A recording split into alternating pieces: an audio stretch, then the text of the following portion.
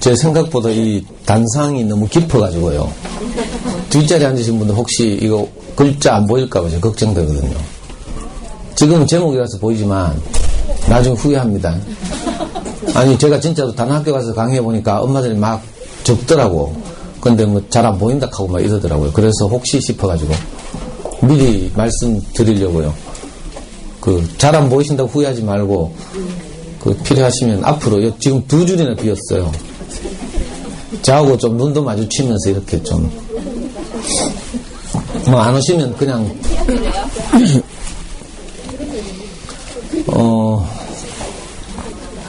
저는 평리초등학교에 처음 오는데요. 오면서 왠지 낯설지 않고, 제가 옛날에, 제 인생에 가장 암울하던 시기에 서구청 옆에 있는 기원이 하나 있거든요.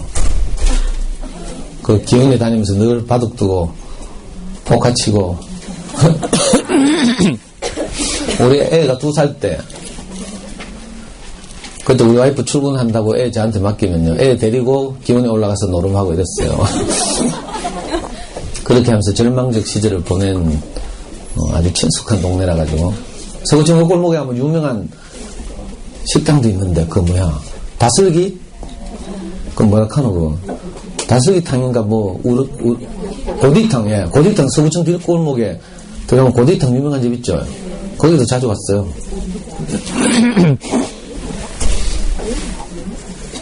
저는 이제 어린 시절을 주로 비산동에서 자랐고요. 그 아버지가 일찍 돌아가시는 바람에 저는 초등학교 1학년 때 아버지가 돌아가셨어요. 그래가지고 이제 엄마 혼자서 우리 삼형제를 키웠는데, 아주 어렵게 컸겠죠. 그래서 우리 삼형제 중에 아무도 초등학교를 졸업하고 중학교를 간 사람이 없어요. 우여곡절부터 이제 이렇게 저렇게 검정고시를 하고, 나중에 이제 뒤늦게 대학에 들어가게 됐는데, 어쩌다 결혼을 했어요. 아이를 낳았어요.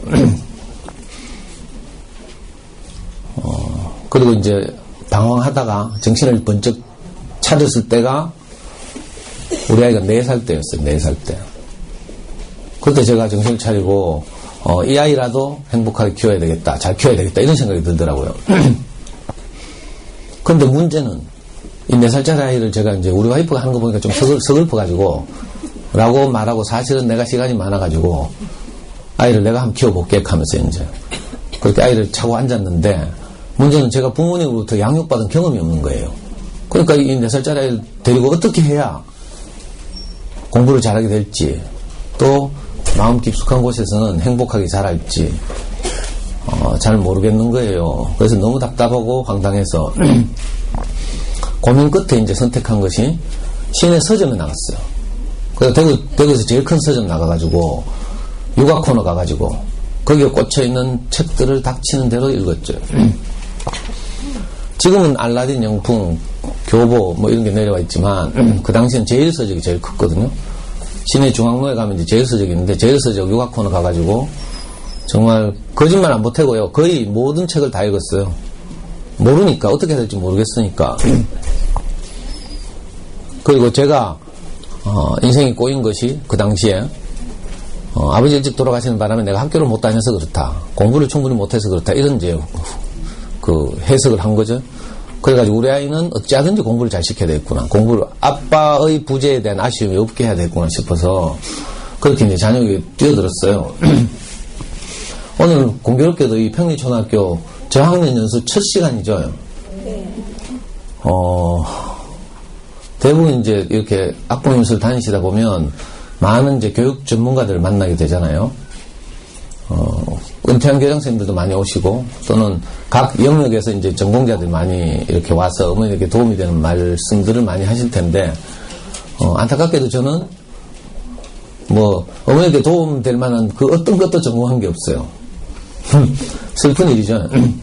저는 이제 어렵게 대학 들어가가지고 이제 경북대학교 다닐 때는 이제 운동권 했어요, 운동권. 그 오랫동안 이제 국가보안법 위반하고 쫓겨다니고 수배받고 신혼 초까지 이제 34살까지 그렇게 살았거든요. 그러니까 전공은 데모죠, 데모. 화염병 던지기, 뭐, 점거 농성하기, 뭐, 이런 거 있잖아요. 유인물 뿌리기, 뭐, 이런 거 전공인데, 근데 제가 이렇게 엄마들 앞에 와서 이렇게 학부 연수를 하게 됐잖아요. 웃기죠? 제 전공은 뭔가 하면 애 잘 키우기예요, 사실은. 그러니까, 여러분들이 지금 아이들 키우면서 특히 저학년이니까 벌써 유아기 때부터 좀 불안하기도 하고, 그죠? 쫓기기도 하고, 이래가지고 막 이것저것 하면서 막 걱정도 하고 염려도 하면서 지금 이런저런 선택들을 해서 아이를 키우잖아요. 그걸 제가 미리 다 경험해 본 거죠, 사실은. 그래서 저는 여러분들에게 뭐 교육 전문가 이렇게 앞에 선 게 아니고요. 선배 학부모 의 입장에서 그렇게 썼어요. 그렇게 아무것도 모르고 4살 때부터 시작해서 제가 참 운이 좋았던 것이 4살 때 제가 이제 아이를 처음 키우려고 할 때 마침 좋은 어린이 책을 잘 모아서 파는 어린이 전문 서점을 만난 거예요. 지금은 없어요. 다 망하고 인터넷 서점 때문에 또 엄마들 좋아하시는 웅진교원, 몬테소리 프레벨 전집들 때문에 단행본을 잘 만들어서 파는 이제 서점들이 대구에 4군데 있었는데 옛날에 전국적으로 한 80군데 있었는데 거의 다 망했어요. 저는 다행히 이제 아이를 키우던 시절에 그 좋은 어린이 서점을 만나서 일주일 또는 열흘 단위로 그 서점에 가서 아이와 함께 손을 잡고 가서 책을 읽히고 또 일주일 정도 읽을 책을 사오고 또 다 읽으면 다시 서점에 가고 이렇게 늘 아이와 함께 그 책을 좋아하게 만드는 작업을 꾸준히 했거든요. 중학교 2학년, 3학년 때까지 그렇게 했어요. 그리고 중2, 3중 되고 나서는 이제 대구에 교보가 내려오고 아이가 커서 어린이 서점에서는 더 이상 감당이 안 돼서 교보에 나갔죠. 그러면서 이제 아이를 키웠어요. 그러면서 저도 눈이 떠지고 아이와 함께 성장하고 장애육이 무엇인지에 대해서 어렴풋하게 이제 감을 잡아가고 이랬죠. 교육적으로는 또 정보가 부족하고 그래가지고 제가 우리 아이가 초등학교 3학년 때 인터넷 자녀교육 포털 사이트 잠순에 커가는 아이들이라고 오픈을 했거든요. 들어보신 분 있죠? 시중에 아주 유명한 책들이 많이 나와 있어요. 거기 생기자마자 제가 들어가서 지금까지도 잠순회에서 회원으로 활동하고 있어요. 물론 지금은 이제 우리 다 커가지고 제 아이를 위한 필요는 없어요. 우리는 지금 그렇게 자라서 정말 사교육 없이 학원을 한도 안 다녔어요. 그리고 잘 자라가지고 실제 수능에서 굉장히 우수한 성적을 얻었어요. 뭐 이런 이야기 해도 되나? 자랑 같았어. 약 0.05% 정도 받았어요. 전국에서 한 200등, 대구에서는 한 10등 정도 했죠. 지금 연세대학교 경영학과 4학년 다니고 있어요.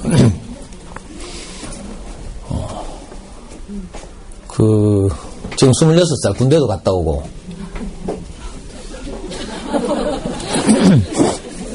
근데 군대 갔다 왔다는데 왜 웃지? 하여튼요, 그러는 과정에서 여러분들이 하고 있는 것과 똑같은 실패와 좌절을 저는 훨씬 더 많이 경험하고요. 애 키우면서 훨씬 더 뚜껑 많이 열리고요. 여러분들이 겪고 있는 공통적인 질병 하나 있죠. 충동 조절 장애. 저는 중증 충동 조절 장애를 겪었고요. 그래서 어쩌면 여러분들에게 제가 뭐 교육 전문가는 아니지만 또 교직이 있었던 적도 없지만 아이를 키우는 데 있어서는 오히려 더 실질적인 도움이 되지 않을까 싶어서 여기에 나오게 됐습니다. 제가 뭐 그러다가 어떻게 우리 아이 중학교 2학년 때 제가 다니던 어린이 서점에서 이제 막 인터넷 서점의 공세 때문에 경영이 어려워져가지고 저한테 갑자기 그 서점에 오는 엄마들 대상으로 자녀교육 강의를 하면 달래요. 우리 중학교 2학년 때. 지금 12년 전인데. 그 제가 받은 도움이 커서 엄격하게 그렇게 하겠다고 하고 강의를 했는데 그게 반응이 좋아가지고요. 그때부터 매주 지금 강의를 하게 됐어요. 그 작년까지 이제 거기서 어린이 서점에서 강의를 하다가 지금 그 서점이 문을 닫는 바람에 제가 우리 연구소에서 대구 부모교육연구소라고 여기서 매주 금요일마다 학기별로 주제를 정해서 한 학기는 엄마표 영어 공부법, 소위 말하는 잠순회 공부법 들어보셨죠? 잠순회 아이들의 소문난 영어 공부법 학교 도서관에 가보세요. 책 있어요. 저는 그 방식에 따라서 그대로 우리 아이 한 번도 해외 안 나가고 학원 안 다니고요. 그렇게 키웠어요. 그건 뭐 아주 쉬운 건데 사실 엄마들이 어려워하더라고. 그래가지고 수능 영어에서 100점. 생각하는 힘을 키우는 수학 공부법. 그죠? 그걸 제가 이렇게 고민하고 이래가지고 해가지고 실제 수능에서 100점 받았어요. 오히려 제일 책을 많이 읽은 이 영역, 국어 영역에서 100점을 못 맞았죠. 그럼 수능 만점인데. 그래서 1등급은 받았어요. 만점이 아니라는 거죠. 그래서 제가 오면서 사실 고민했어요. 어떤 주제로 말씀드릴까? 큰 주제는요, 교육청에서 정해준 큰 주제는 공부의 참맛을 아는 아이로 키우려면 이런 주제예요. 근데 그 주제 아래에 작은 주제가 셋 있어요. 하나는 평생 공부에 미쳐는 마련하는 초등 독서. 다른 하나는 스스로 공부하는 아이로 키우려면. 다른 하나는 아이 학습에서 인터넷을 어떻게 활용할까. 이 세 가지 주제가 서브로 주어져 있거든요. 그래서 제가 모든 공부의 기초가 되는 이 책 읽기를 가지고 말씀드릴까? 아니면 평리초등학교 처음이니까 사교육비를 획기적으로 절약하는 엄마표 영어 공부법을 말씀드릴까? 아니면 사실은 모든 입시에서 가장 중요한 비중을 차지하는 수학 공부법을 말씀드릴까? 이렇게 고민하다가 원래 첫 학교니 처음 왔으니까 평리초등학교에는 그래도 모든 학습 영역의 기초가 되고 이런 저학년이니까 우선 책 읽기에 대해서 엄마들에게 말씀드리는 것이 가장 좋겠다 싶어서 이제 이 주제를 가지고 USB에는 다 담아왔어요. 오면서 계속 제가 고민했어요. 그래서 이제 이 주제를 말씀드리고 혹시 다른 또 주제들에 대해서 더 알고 싶으신 분은 유튜브에서 검색하셔도 되고요. 제 지난 5, 6년간의 모든 강의가 동영상으로 촬영돼서 유튜브에 다 올라가 있어요. 유튜브에 가서 뭐 잠수의 공부법 이렇게 검색하시면 제 강의밖에 없어요. 그 잠수의 운영자도 그 강의를 공개하지 않아요. 잠수의 운영자 가끔 이제 책을 낼 때마다 대형 서점에서 이제 이렇게 설명을 하긴 하는데, 왜냐면 이게 온라인 상업 사이트죠. 잠수에 커가는 아이들이. 그래서 그냥도 못 들어가요. 처음 들어가면 아무 콘텐츠도 볼 수 없어요. 1년에 연회비 10만원씩 내야, 그것도 월 결제도 안 돼요. 최소 6개월 1년씩 결제해야 되니까. 저는 그 잠수의 사이트에서 오랫동안 활동해가지고 이제 거기서 유명이 됐죠. 그래서 서울에 올라가서 실제로 잠수의 회원들 대상으로 강의도 하고요. 또 중고등학생 엄마들을 대상으로 이렇게 질문하고 대답하는 이런 패널도 하고요. 그 잠수의 그 인문학 콘텐츠라고 하나? 뭐 이렇게 우리말 책 콘텐츠에 이렇게 글도 많이 쓰고, 쓰면 저한테 이제 원고를 주고 이런 이제 우리 아이가 좀 어릴 때는 그렇게 열심히 잠수의 활동했어요. 지금은 이제 그냥 참고만 하죠, 참고. 여러분들이 지금도 같이 굉장히 복잡하고 어려워서 감을 잡기가 정말 어려워요. 돈을 투자하고 회원으로 들어가더라도 사실은 몇 달 동안 밤잠 안 자고 눈 뻘개가면서 서핑을 해야 조금 흐름을 알똥말똥 이렇죠. 그래서 제가 다른 학교에서 이제 다른 주제로 말씀드리는 학교들이 많으니까 혹시 필요하시면 다음 카페 대구 부모교육연구소 검색해서 들어오시면 다른 학교에서 하는 강의들을 참고하실 수 있습니다. 제가 작년에는 주로 엄마표 영어 공부법을 가지고 많은 학교에서 강의를 했어요. 올해는 이제 좀 다른 엄마들 맨날 온 사람이 또 와가지고 똑같은 이야기하면 지겹잖아요. 그래서 제가 올해는 주로 수학 공부법이나 책 읽기를 가지고 주로 많이 강의를 하죠.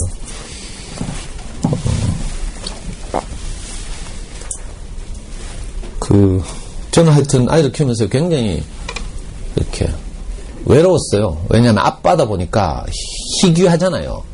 엄마들은 보니까 어린이집 보내고 유치원 보낼 때 있잖아요. 딱 내려와서 노란 차에 딱 태우고 난 다음에 떠나가고 나면 만세 부르면서 처음에는 학기 초에는 좀 낯설어 하다가 며칠 흐르니까 자기들끼리 눈을 막 맞추더라고. 그래 마음에 드는 옆에 애들끼리 언니 우리 집에 가서 차 한잔 할래요? 하면서 싹 꼬셔가대. 그래가지고 거기서 막 이제 고학년 언니 있는 것 같은, 고학년 키우는 언니 같은 이런 분들 언니 하면서 막 물어보고 적고 막 정보 얻고, 또 놀러가도 돼요? 하면서 놀러가가지고 그 집안 스캔 쫙 해가지고 그 집에 없는 전집 없락하고 막 이래 하죠. 근데 아무도 저한테는 오빠 우리 집에 와서 차 한잔 하려고 했으면 제가 모든 노하우를 다 알려줄 텐데. 아니 좀 건방지게 말하면요, 여러분들이 만날 수 있는 자녀 최고수라고 보시면 되죠. 자녀교육의 최고수. 제 잠수의 대한민국 그리운 것인데요. 지금 너무 이제 세대 차이가 많이 나고 이래서 지금 잘 모르시겠죠. 그리운 것 하면 잠수의 전설이에요, 전설. 실제로 우리 애가 고등학교 때 잠순에서 방송사 보면 왜 연말에 가요 톱10 투표하잖아요. 연예대상 뭐 이런 거. 옛날에 잠순에서도 1년 동안 잠순의 회원들에게 많은 영향을 미친 도움을 주는 글을 많이 쓴 회원을 투표해가지고 베스트 10을 뽑은 적이 있어요. 근데 잠순에는 유아 게시판부터 시작해서 수백 개 게시판이 있거든요. 근데 저는 이미 아이가 고등학생이어서 고등 게시판 딱 하나만 썼어요. 그러니까 어린 엄마들은 잘 모르죠. 그것도 근데 투표했는데 어떻게 될게요? 1등은 아니고요. 아니 9등 했다니까 9등. 회원 10명을 뽑는데 남자는 저 하나밖에 없고 지방도 저 하나밖에 없어요. 다 수도권 엄마들. 그래서 뽑혀가지고 서울에 초청받아 올라가가지고요. 잠수는 운영자, 대화명이 잠수거든, 잠수. 잠수님 이렇게 불러요. 왜냐하면 옛날에 이 양반이 그 여자분인데 남편하고 같이 롯데호텔에 근무했어요. 롯데호텔 제주지사에 근무할 때 잠수네를 만들었거든요. 그때 제주도 살았잖아요. 그래서 인터넷 생기기 전에 PC통신 시절에 여러분들 뭐 중학생도 안 됐을 때일 거야 아마. PC통신이란 거 알아요? 하이텔, 천리안, 나우누리, 유니텔 뭐 이런 거 할 때. 그때 이 양반이 천리안을 사용했거든요. 그 천리안의 주부동호회라는 동아리가 있었는데 요즘 말로 하면 카페쯤 되겠죠? 거기서 처음 사용한 대화명이 잠수예요. 저는 그 당시에 이제 하이텔을 사용했거든요. 왜냐하면 그때 이제 막 컴퓨터가 시작되고 이럴 때라서 공짜 프로그램, 아이 키우는데 도움이 되는 이제 유익한 이 데모 프로그램 있죠. 맛보기 프로그램 이런 걸 막 구하고 이랬거든요. 그때 처음 이제 알게 됐죠. 잠수는 사실 생기기 전부터 알았어요. 인터넷에서 이제 자녀교육 정보를 주고받는 사람들끼리는 엉뚱한 이야기로 했는데, 그러니까 사실은 제가 이 짧은 시간에 그 아이를 키운 오랜 그 경험들을 다 말씀드릴 수는 없잖아요. 그래서 이걸 제대로는 잘 정리해서 말씀드리는데 부족한 부분이 있으면 혹시 우리 카페에 들어와서 도움을 받으셨으면 좋겠고요.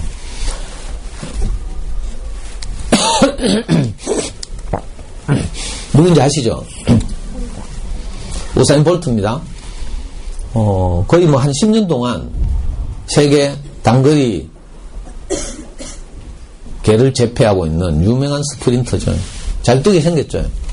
이 특유의 우승 세레머니예요. 이 사람은요. 그 이상하게 이 사람 화면만 보여주면 다 웃더라. 뭔가 어설퍼 보이나 봐, 그죠? 짠해요. 잘 뛰게 생겼어요? 잘 못 뛰게 생겼죠? 너무 서민적이고 친근해서 많은 국민들의 사랑을 받잖아요. 요즘은 뭐 예능도 하고 있거더라. 이제 제가 궁금한 게 하나 생겨가지고 이 두 사람을 붙이면 누가 이길까? 누가 이길 것 같아요? 우선 볼트 이길 것 같죠? 역시 평일초등학교는 좀 직관력이 뛰어나네. 어떤 학교 가면요 꼭 종목에 따라 다르다 캐사코 뭐 이성적으로 대답한다니까. 솔직히 노골적으로 딱 말해야지. 예를 들어서 옆집 애가 박을석이 늘 100점 맞고 있어. 근데 우리 애는 늘 20점이야.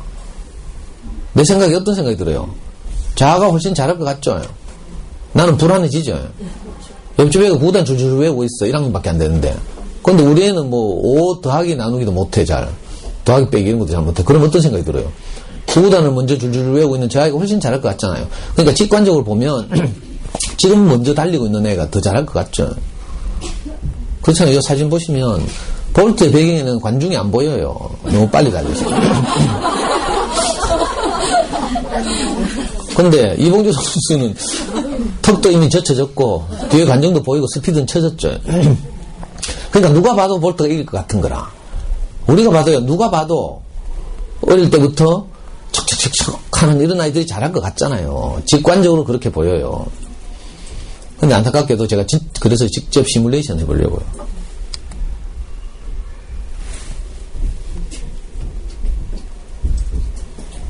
이 동영상인데 이게 움직이질 않는다. 가끔 이런 노트북들 있어요. 이건 저도 감당할 수가 없어요. 그래도 혹시 모르니까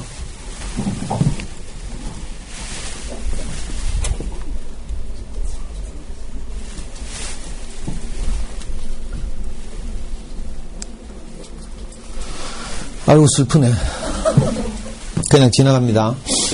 이건 볼트의 동영상인데요. 이 동영상은 뭔가 하면요. 볼트가 대구에 와가지고 2011년 세계 육상선수권대회를 참가했어요. 저 월드컵 경기장에서. 그때 얘가 실격했죠. 출발 부정. 왜 그런가 하면 단거리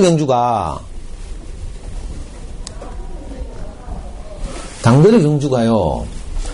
저 세계적인 스프린터들은 100m 달리기 하면요. 13걸음인가? 12걸음인가 뛰면 도달한대. 골인 지점에. 그러니까 출발부터 너무 중요한 거죠. 조금이라도 늦게 뛰면 이미 지는 거라. 그래가지고 저렇게 세계적인 선수도 출발해서 이제 신경을 쓰다가 조금 일찍 출발해가지고 부정으로 탈락했어요. 실격했어요. 실격.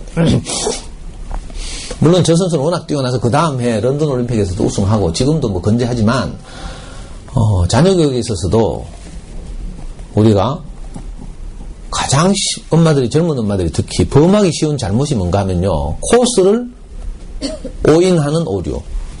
지금 우리 아이들이 달릴 코스가 육상 경기로 말하자면 100m나 200m 달리기인지 아니면 먼 거리를 달리는 마라톤 같은 것인지 이걸 잘 분별해야 돼요.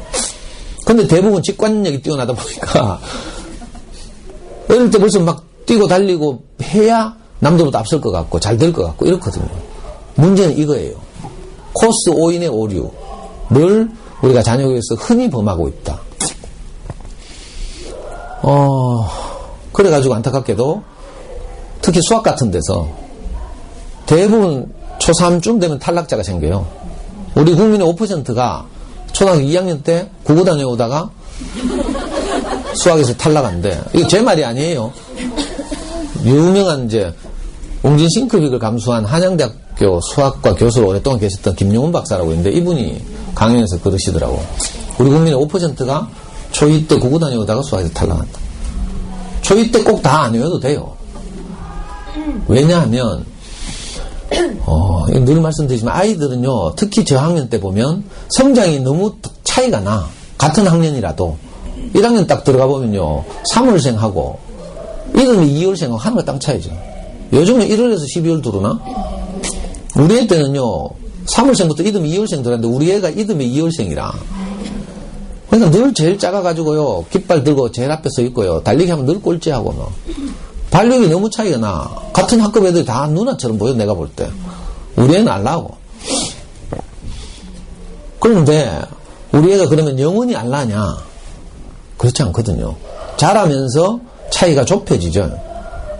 특히 저학년 때 이걸 항상 의식해야 돼요. 성장 속도가 또는 성장 과정이 다 다르다. 그래서 어떤 아이들은 제가 우리 연구소에서 아이들하고 이제 그죠?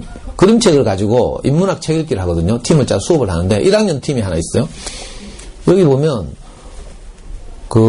파궁산 밑에 공산초등학교에서 오는 애가 하나 있는데 엄마가 워낙 제 강의를 오래 들어가지고 저를 신뢰해서 이제 그 멀리서 이렇게 일주일에 한 번씩 와요. 근데 얘 보니까 이미 1학년 가을에 만났는데 이가리를 다 했어요. 무슨 말인지 알아요? 보통 1학년 평균적으로 한 6, 7개 이가리 하고 있더라고 그 시기 되니까. 근데 얘는 이미 이가리를 다 했어. 근데 같은 팀 안에요. 만천동에 있는 메트로팔리스 사는 중앙초등학교 애가 왔어. 얘는요. 이가리를 하나도 안 했어. 근데 같은 1학년이에요. 자, 예를 들면 이런 식이에요. 그러니까 이가리는 물론 이제 이거 신체적인 면이지만 인지적인 면에서도 사실은 이런 차이가 있을 수 있죠. 더 빨리 성장하는 아이들, 특히 여자아이들은 좀 빠른 편이고 남자아이들에 비해서.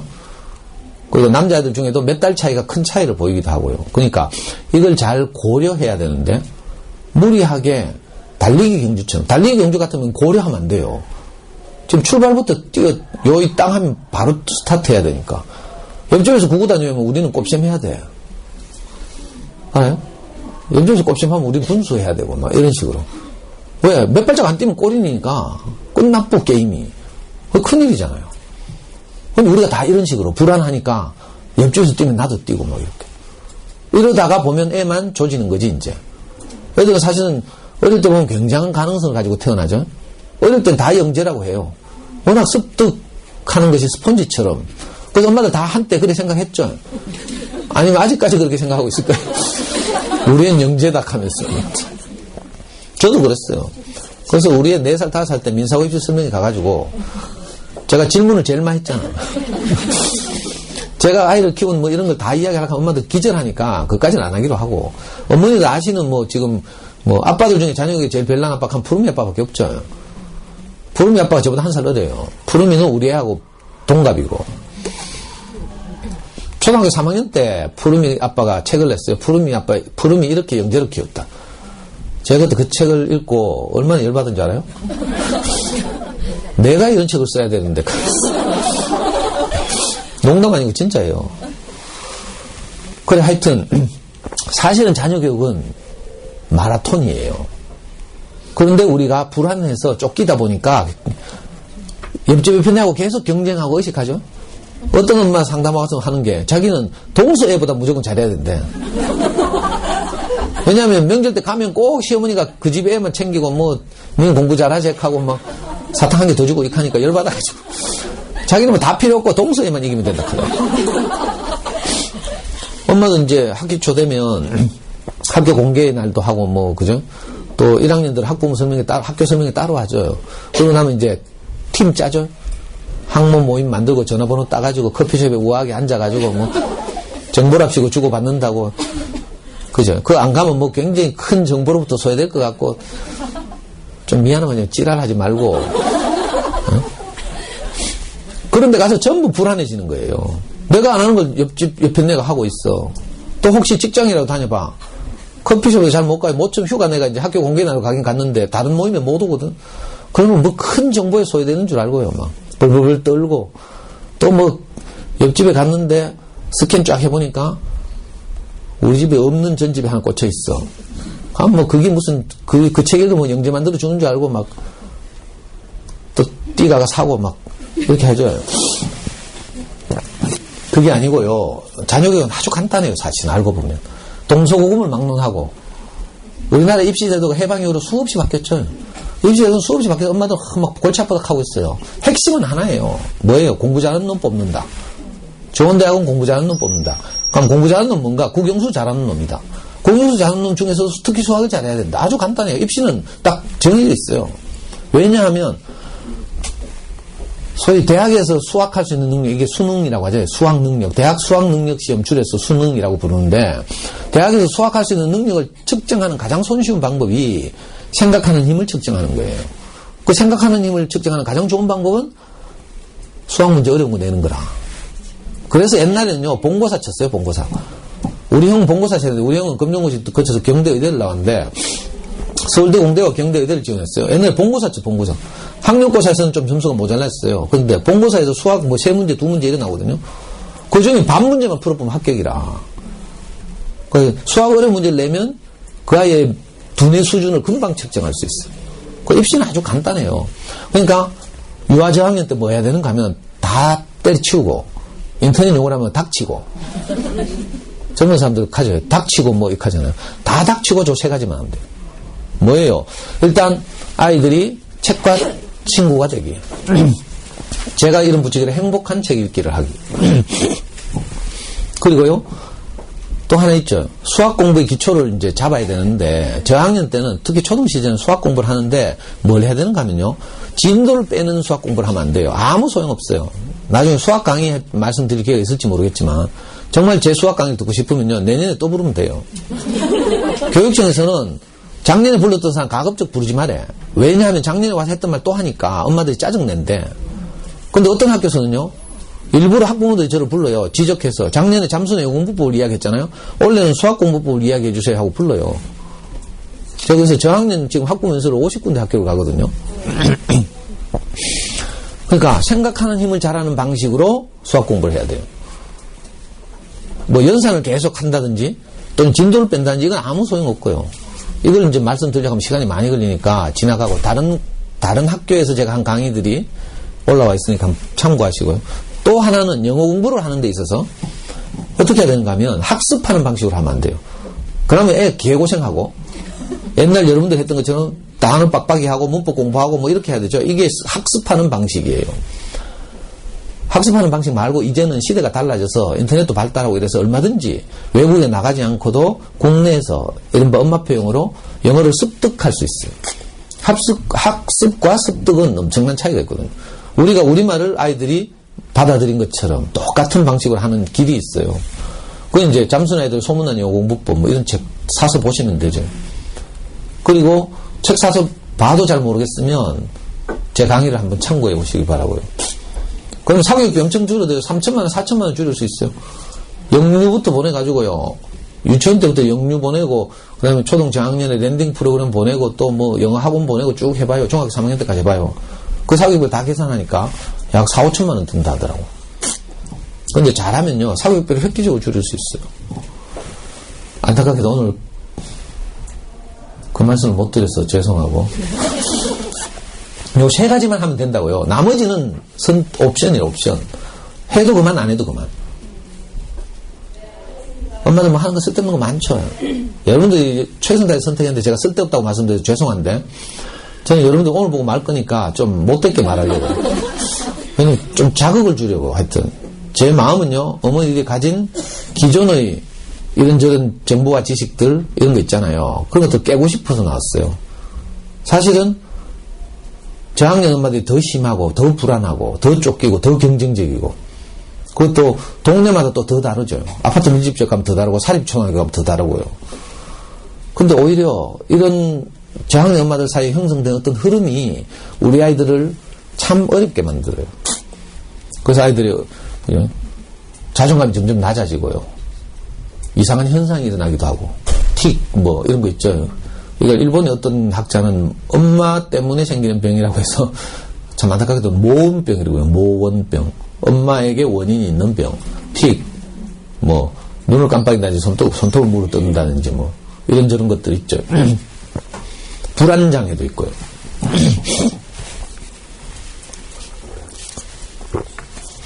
그래서 꼭 명심할 것이, 우리 아이 키우는 일은 마라톤 같은 것이다.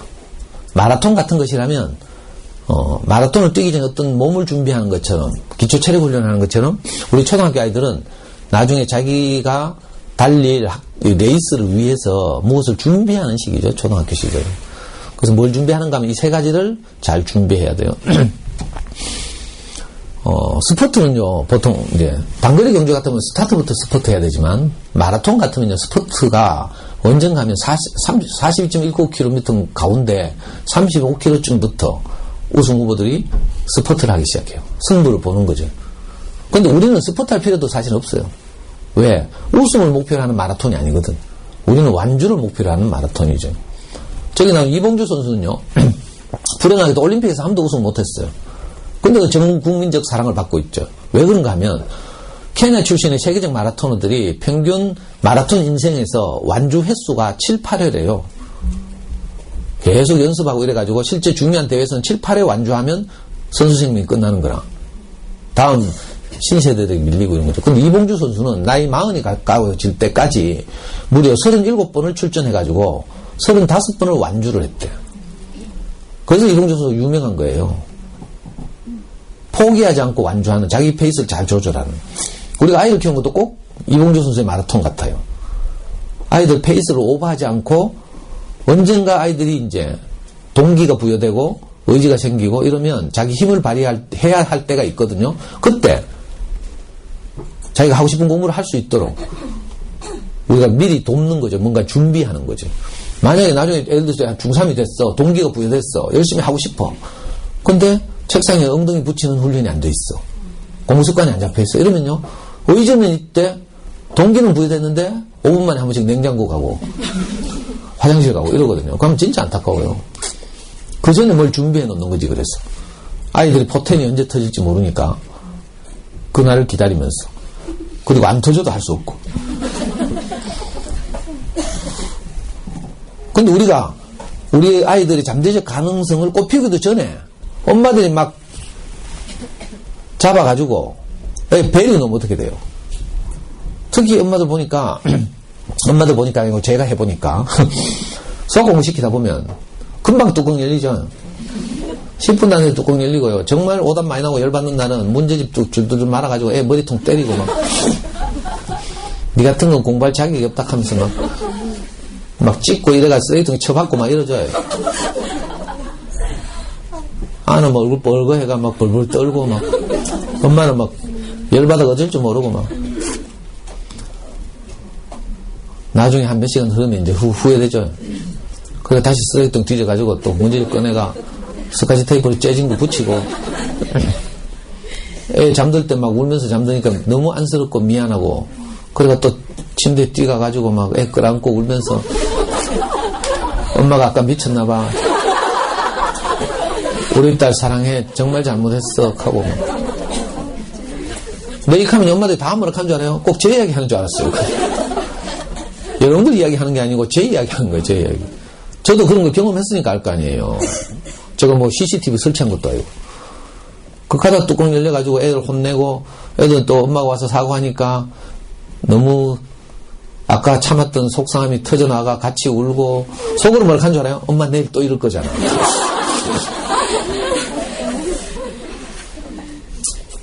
그래가지고 고학년 되면 어쩐 줄 알아요? 이렇게 애하고 관계 나빠지니 차라리 학원 보내자. 이런 논리에 빠지는 거라. 근데 학원에 애를 보내는 순간 수학 공부는 끝인 줄 알아야 돼요. 미안한 말이죠. 뭐 우리 애는 안 그럴 거야. 얘기하죠. 근데 대치동 학원 전문가들 하는 말 다 들어봤죠? 텔레비도 많이 나와서 하고 5%는 학원에 와서 돈을 받는데 SR 있고 성실한 5% 유전자도 좋아야 되고 나머지 95%는 뭐 한다고요?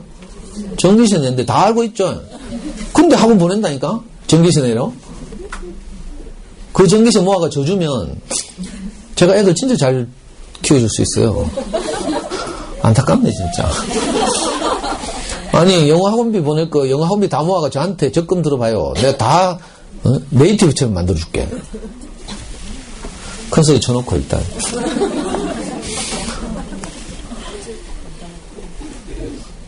그렇더라도 우리가 가능하면 사교육에 의존하지 않고 물론 사교육을 활용할 수는 있어요. 어떤 경우에. 그렇지만 그 이상한 논리 있죠. 아이하고 관계가 나빠지니 차라리 학원에 보내는 게 낫다. 이건 속는 거예요.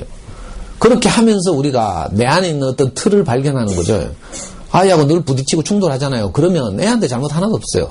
전부 우리 안에 있는 기준, 틀. 아이들 아직 9세밖에 안 됐는데 내가 요구하는 틀은 15세의 틀을 요구하고 있어. 이걸 발견하고 내가 내려놓고 또 발견하고 내려놓고 애한테 미안하다 하고 이렇게 하면서 한 걸음씩 전진하는 거죠. 저는 아이를 키우면서 수없이 아이 앞에 가서 무릎을 꿇었어요. 정말 진심으로. 그냥 뭐 립 서비스가 아니고 정말로 너무 미안해서 내가 처음에는 내가 아버지 없이 자란 것이 너무 안타까워서 우리 아이는 정말 잘 키우고 싶고 그죠? 아빠의 그 부재가 주는 그런 것들을 없게 하고 싶어서 제가 아이를 키우기 시작했잖아요. 근데 하다 보니까 이상하게 왜곡되는 거야. 여러분들도 그랬을 거예요 아마. 내 인생의 아쉬움을 우리 아이는 겪지 않았으면 좋겠다. 이래 가지고 발레시키죠. 내가 발레하고 싶었는데 근데 발레학원 가면 꼭 뭐 이렇게 야 얘는 다리가 잘 찢어지네요 하면서 뭐 가능성이 있어요 하면 그렇게 하면 또 좋아가지고 5학년까지 시킨다. 초등학교 5, 6학년 돼봐야 결국 다 끊어야 돼. 피아노고 나발이고 뭐 다 끊어야 되죠. 결국 뭐 해요? 국영수 하는 거야. 그러니까 또 아파트 밀집지 엄마들이 또 어떤 논리를 개발한 줄 알아요? 그래 크면 못하니까 어릴 때 이것저것 많이 시키자 이렇게 한다니까. 경험을 많이 쌓게 하자 기사코. 그래가 뭐 몸을 튼튼하게 한다고 오만 거 다 시켜. 뭐 인라인 스케이트부터 시작해가 뭐 태권도에다가 뭐 유소년 축구 클럽에다가 뭐 무슨 축구를 유소년 욕 나올라 하네 진짜. 요즘은 이제 그렇게 유소년 축구 클럽 안 가면 축구를 못 하게 됐어요. 아파트고 다 이래 돼가지고. 옛날에는 골목에서 그냥 뭐 공 차다 보면 축구 실력이 느는 건데. 엄마는 또 그걸 좋아한다. 매니저 역할하고 막. 남편 돈 벌어 오는데 직장은 없고 지금 전업주부 해야 되니까 속상하고 이러니까 그거라도 잘하자 싶죠.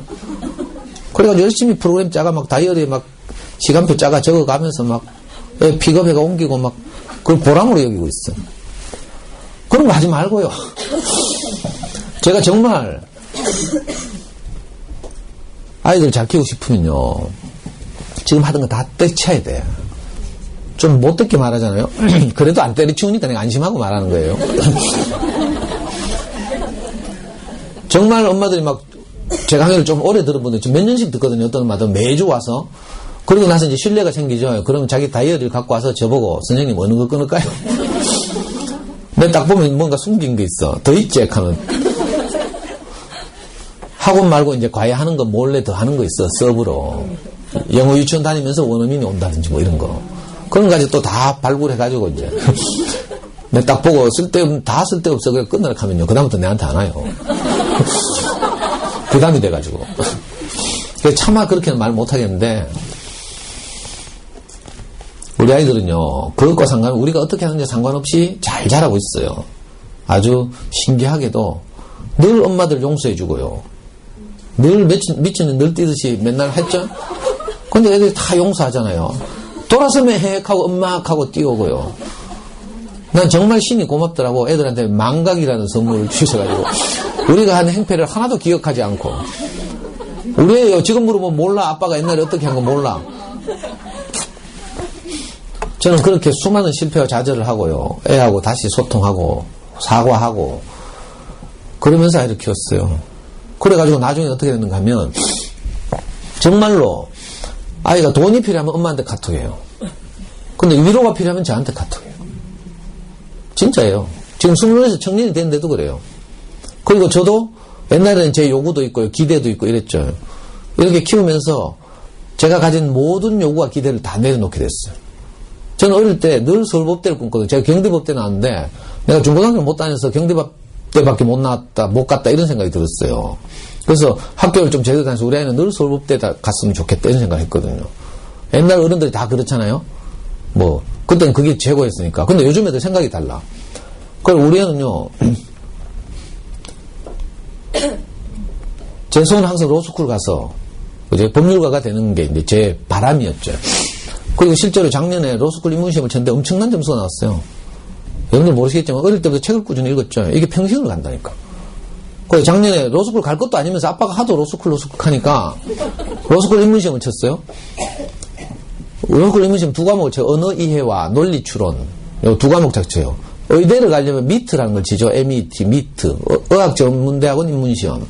요즘은 이제 학부로 바로 가는 것도 있지만, 이제 로스쿨은요, 법학전문대학원 입문시험, 줄여서 영어로 리트, LEET. 그 시험을 쳤어요. 각각 35문제, 70문제요. 그러니까 아무 준비도 없이 그냥 지나가는 길에 치고 와서, 지가, 너무 쉽다는 거라. 그것도 20살 이후로 공부 하나도 안 한 놈이. 늘 그 신촌, 홍대 다니면서 그 클럽 댕기고 이랬거든요. 그 군대 갔다 오고 이러니라고. 책도 잘 안 읽고 이랬는데, 어릴 때 읽었던 것이 그렇게 큰 도움이 된 거라. 그러니까 언어 이해 35문제 중에 33문제 맞았어요.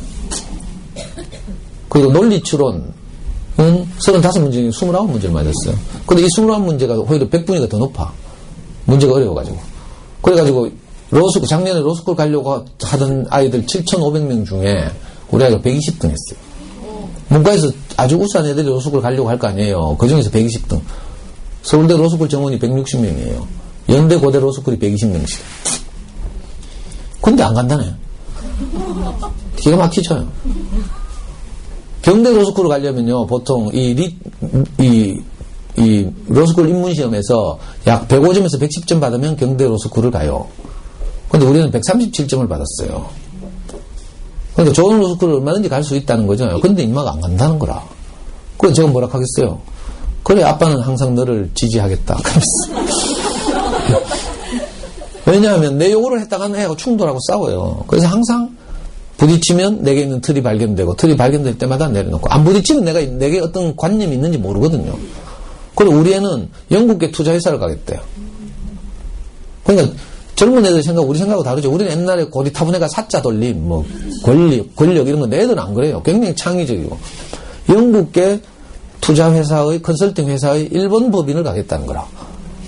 그게 26대가 처음으로 지 스스로 공부하는 건데 처음 봤어요. 26세. 일본어 공부 지금 열심히 하고 있어요. 고등학교 때 제외국 일본어 했잖아요. 서울대 가려고 일부러 일본어를 안 하고 외국 애들이 일본어를 많이 하니까 아랍어로 바꿔가지고 아랍어 만점 받았잖아. 영어 만점 받았죠.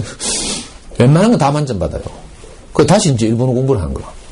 그래서 자기 길을 이렇게 찾아가는 거죠. 그래서 제가 제 생각을 내려놓고 또 아이와 소통하고 이렇게. 제가 진짜 아이한테 그렇게 말해요. 그래, 네가 하고 싶은 걸 해라. 어떤 경우에도 아빠는 내 편이다. 아빠는 언제든지 너를 지지하고 격려하겠다. 이렇게. 어디 소설이 나오는 이야기겠죠. 왜냐하면 제가 아이를 키우는 과정에서 저도 성숙해져서 그래요. 생물학적으로 늙어가지만 인격적으로는 성숙해가는 거예요. 아이하고 충돌하고 하면서 뭘 발견하고 그걸 또 내려놓고 처리하고 또 아이와 소통하고 이걸 계속하면서 우리도 아이 덕분에 성장해서 진짜 엄마라는 이름이 걸맞는 그런 사람이 되어가는 거죠. 이걸 포기하고 학원 보내고 지성지대로 살겠다고 참 안타까운 일이에요. 그 성장을 포기하는 거죠. 잔소리 그만하고 이제 진짜 실질적인 거. 책이 중요하다는 거 다 아시죠? 근데 대부분 엄마들은 책을 읽으면 공부 잘하니까 중요하다 이렇게 생각해요. 그건 이제 전문적으로 말하면 인지 영역의 도움 때문에. 실제로 그래요. 텍스트를 많이 접한 아이들이 사고력, 창의력, 독해력 이런 것들이 자라죠. 인지 영역이 많이 발달합니다. 그래서 제일 중요한 면도 있는데 그보다 더 중요한 게 뭔가 하면요. 오히려 정서 영역에서 특히 저학년 시기에 유아 저학년 시기에는요. 피아제 여사가 켰나 뭐 몬테소리 여사가 켰는지 모르겠는데 한 인간이 성장하는 데 있어서 세 가지 영역이 골고루 발달해야 된다죠. 하나는 신체적 영역, 행동 발달. 다른 하나는 인지 영역, 지적인 영역의 발달. 다른 하나는 정서 영역, 정서적 안정, 애착관계 형성. 이게 잘 돼야 아이들이 잘 자란다고 해요. 그렇죠?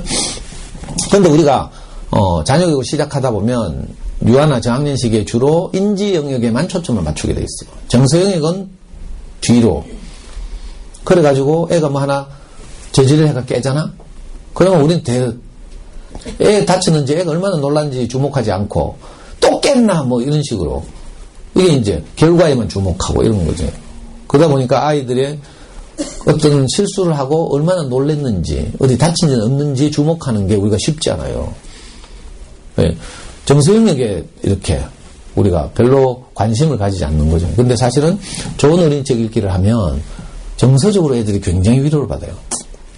어떤 책을 동화책을 읽었는데 그 책의 주인공이 겪는 어려움이 내가 학급에서 겪는 어려움하고 비슷하거든. 그럼 뭐 돼요? 동일시. 그리고 그 친구가 예를 들어서 막 어려움을 겪고 막 울고 이러잖아요. 그럼 자기도 같이 울면서 자기 정화가 일어나는 거 카타르시스라고 그래요. 그리고 이 과정을 통해서 뭘 깨닫죠. 인사이트는 있어. 통찰. 뭔가 하면 내만 이런 어려움을 겪는 게 아니고 이건 흔히 지나가는 것이구나 이렇게 깨닫는 거예요. 그러면서 아이들 내면에서 건강해지는 거죠. 스트레스가 해소되고 이러면서. 이 작업이 굉장히 중요해요. 책 읽기에서. 엄마들은 대부분 인지능력에만 초점을 맞춰서 주로 지식 중심의 책 읽기를 많이 해왔죠. 유아 시기에. 그래서 엄마들이 좋아하는 게 전집이잖아요. 전집. 근데 지식 중심의 책 읽기 가지고는 안 돼요. 정서적으로 함께 아이들이 건강해지지 않으면 안 되는데 그러면 좋은 창작 동화들 이런 게 필요하죠. 내 이야기 같다 이런 거. 엄마들이 지금 태양의 후예에 열광하면서 시청률을 그렇게 높이는 이유가 지가 다 송혜교인 줄 알고 하잖아. 그렇죠? 눈 지그시 감고 막 그럼 어떤 아빠는 와가지고 그러면 나는 송중기다 하면서 다음에 저리 좀 가라 하면서 지금 한참 막 즐기고 있는데 막 그러니까 이게 동일시예요. 동일시. 내가 송혜교 같은 입장이 돼가지고 그 불꽃 같은 그런 사랑을 하는 것 이게 동일시죠. 동일시. 그래서 연속극이 재밌는 이유가 그거예요. 한번 채널 딱 고정시키기 시작하면 그 다음부터 헤어나오지 못하죠. 그 동일시 때문에 그래요. 우리 아이들이 어떤 책을 만났잖아요. 거기서 자기가 동일시 되기만 하면 그 다음부터 책을 좋아하게 되는 거야. 그러니까 책 읽기가 인지 영역뿐만 아니라 정서 영역에서도 크게 중요하다. 우리는 이거 잘 못해요. 사실은. 부모지만 여러분들 진짜 하기 어렵거든요. 왜냐하면 우리는 맨날 하는 소리가 잔소리밖에 없어. 했나 안 했나? 왜 이래 저 이래 뭐 빨리 안 해? 뭐 이거. 애들 학교 갔다 오면 정말 힘들게 학교 생활을 하고 와요. 저도 옛날에 지금 저기 서부초등학교 나왔는데 초등학교 5, 6학년 때 맨날 내보다 조금 힘센 애들이 맨날 운동장에서 조회한다 하면 모래뿌리로 쫓아다니고 막 있잖아요. 학교 다니는 게 너무 괴로웠어요. 지금 우리 아들도 그렇죠. 어떤 힘센 애들이 막 맨날 막 치댈 수도 있고요. 또 공부 잘하는 애하고 비교당하기도 하고요. 그림 잘 그리는 애, 뭐 게임 잘하는 애, 뭐 각종 잘하는 애들이 많아가지고 그 안에서 아이들이 늘 열등감을 느끼고 또 배우기도 하고 잘하기도 하지만 그렇게 스트레스 많이 받고 집으로 돌아오거든요. 그런데 엄마들은 집으로 돌아오자마자 과일 딱 깎아놓고 기다리는 거야. 빨리 손 씻고 과일 먹고 그럼 니 할 일 해야지 하면서. 이 진짜 잔인한 일이죠. 아이들은 집으로 오는 게 아니라 엄마에게로 돌아오는 거예요, 사실은. 아이에게 집은 엄마라. 엄마 품으로 돌아오는 거죠. 그러니까 꼭 안아주고 정말 진심 어린 립서비스 말고 립서비스 하지 빨리 일 시키려고 뭐 할 거 시키려고 뭐 립서비스 하고 그게 아니라 애들은 금방 알아요. 이게 진심인지 립서비스인지. 그러니까 정말 내 바쁜 내 마음을 접고 아이 무릎 높이로 내려가서 내 무릎을 꺾고 꼭 안고 수고했다 하고요. 대견하고 장하다 하고. 그래서 아이들이 아파서 학교 못 가봐요. 얼마나 속상한지. 정말 절망적이라니까. 심하게 아파가지고 경대병원 중환자실에 예를 들어서 애가 가봐요. 우리 연구소에 그런 애가 있는데 그래가지고 2달을 학교를 못 갔어요. 중환자실에 누워있느냐고. 그 엄마가 나중에 가더라고. 아이가 학교를 간다는 게 얼마나 감사한지 모르겠다. 이렇게. 그러니까 정서 영역에 특히 저학년 시기에 정서 영역의 안정이 굉장히 중요하다. 엄마들 마음이 급해도 오히려 돌아가야 되죠. 정말 아이를 잘 키우고 싶으면 정서적으로 안정시키는 작업이 자, 책을 많이 읽으면 내가 이렇게 활성화된대요. 보여요? 이거 KBS에서 이제 과학자들이 한 다큐멘터리를 제가 가져왔어요. 책 조금밖에 안 읽은 사람인데, 뭐야. 이렇게 노란색이 조금밖에 없죠? 내가 활성화되어 있다는 뜻이에요. 책 읽기가 얼마나 중요한지 엄마들 잘 몰라. 자. 책 읽기가 다 중요하다고 아는 것 같은데요. 사실 알고 보면요. 책 읽기의 중요성에 대한 엄마들 인식이 천차만별이에요. 그래서, 자, 역순으로 엄마들 이제 마라톤 코스 답사하듯이 고등학교 3학년을 거꾸로 가보는 거예요. 아직 경험하지 않았지만. 고등학교 3학년 국어고사장 가보면 한 교시에 30명이 시험을 쳐요. 지금 국어 수능 시험에 문제지, 페이지 수가 몇 페이지인지 알아요? 몰라요? 얘 젊으니까 전부 수능 쳐본 것 같은데? 39세까지는 다 수능 쳐야 되는데. 기억이 안 나요? 지금 국어시험은 16쪽, 8절제 16쪽이에요. 우리 애 때는 18쪽이었어요. 그게 너무 부담이 나서 줄인 게 16쪽. 시험지 보시면요. 8절지 한 면의 반 이상이 지문이고, 그 지문 다 읽고 내용 파악하면 문제 3개 딱 달려있어요. 그 헐레벌떡 다 읽고 문제 3개 해결하면 또 같은 거기에 지문이 또 나오고요. 이게 반복해서 16장이 나와요. 16페이지. 그러니까 우리말인데도 불구하고 종칠 때까지 이걸 충분히 다 풀어내고 다시 답을 검토하고 밀려 쓰지 않았는지 이걸 검토할 시간이 잘 없어요. 큰일이에요. 실제로 제 후배 중에 경북기계고 교사가 있는데 지금은 다른 학교에 있지만 경북기계고 다닐 때 수능 감독을 갔어. 딱 가보니까 얘는 처음 감독을 갔거든요. 그런데 수능 국어시험 문제지가 그 당시에 18페이지가 나오는 거야. 그래서 얘가 기절을 하고 있잖아요. 자기 감독하는 교실 애들 보니까 끝까지 다 못하거든. 그래서 얘가 집에 딱 돌아가 내한테 전화가 왔어요. 자기 집 애가 초등학교 그때 4학년이었거든. 형, 오늘 가보니까 수능 국어 문제지가 18쪽이다, 18쪽. 아무도 끝까지 못 풀더라 하면서. 우리 우야면 좋겠네, 이렇게 하더라고. 그러니까 제가 그 아빠한테 책을 한 권 사읽으라 했죠. 우리 아이 책날개를 달아주자 하면서. 유명한 책이에요. 그리고 그 아빠가 뛰어가가지고 그 책 읽고 나서 제가 시킨 대로 매주 한 번씩 제가 다니던 어린이 서점에 아이를 데리고 오기 시작했어요. 이게 실화예요. 그 아빠는 O형이라서 또 한 번 했다 하면 끝까지 해. 매주 월요일만 되면 일찍 퇴근해가지고 저녁 도시락을 싸가지고 아이와 함께 그 어린이 서점 오는 거라. 그거 와가지고 책을 실컷 읽고 또 사가고 이렇게. 실제로 그걸 오래 했어요. 자, 그러니까 지금 16쪽이다. 이게 읽어내기가 쉽지 않다. 읽어내고 내용 파악하고 정답 고르기가 쉽지 않다. 이걸 알아야 돼요. 그러니까 어떻게 해야 돼요? 쭉 읽으면 바로 내용 파악이 돼야 된다고요. 읽고 다시 뭐 밑줄 친 기억하면 기억 어디 있는 거 찾아보고 뭐 하다가 시간 다 간다니까. 그냥 쭉 읽으면 이게 무슨 말인지 다 딱 스캔돼야 되는 거죠. 그러려면 어떻게 해야 돼요? 책 읽기가 엄청 돼야 돼요, 사실은. 대충 돼가지고는 안 돼요. 뭐, 엄마들 또 좀 교회 가시는 엄마들은 교과서에 수록된 뭐 책들 개사고 또 출판사도 그렇게 마케팅해요. 우리 출판사 책 중에 교과서에 실린 어쩌고 저쩌고. 교과서 실려봐야 요만큼 실리는데 뭐. 한 책 중에서. 그죠? 그러니까 그런 수준으로 읽으면 안 되고요. 그런 거 가리지 말고 좋은 책을 계속 충분히 읽는 이런 게 돼야 사실은 수능 국어시험만 해결하는 게 아니라 수학과 영어에도 큰 영향을 미쳐요. 여러분들 잘 모르시겠지만 수학 공부했었어요. 저학년 대부분 틀린 거 뭐 때문에 틀린 줄 알아요? 언어 능력이 부족해서 틀려요. 난이도가 높은 게 초등학교 1학년 해봐야 뭐 2 더하기 3인데 뭐 그건 실생활에서 다 하는 거예요. 근데 그게 어려서 틀린 게 아니고 문제를 말귀를 못 알아들어. 그래서 네이버 보면 이상한 대답, 웃기는 대답 많이 돌아다니고 있죠. 그러니까 특히 저학년 애들 엄마들이 책을 많이 읽어줘야 돼요.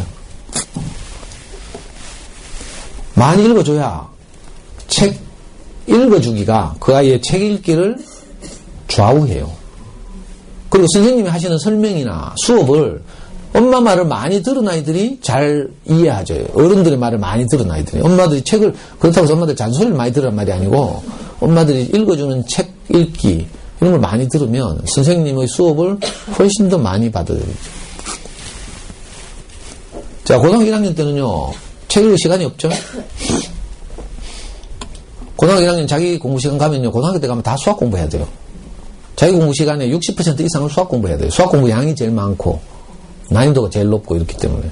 대학을 포기하지 않는 한 수학 공부해야 돼요. 그러니까 책 읽을 시간 없죠? 자, 중학교로 돌아가면, 중학교 때는 사춘기고요, 스마트폰 있지, 뭐. 그래가지고 책 읽을 시간 잘 없어요.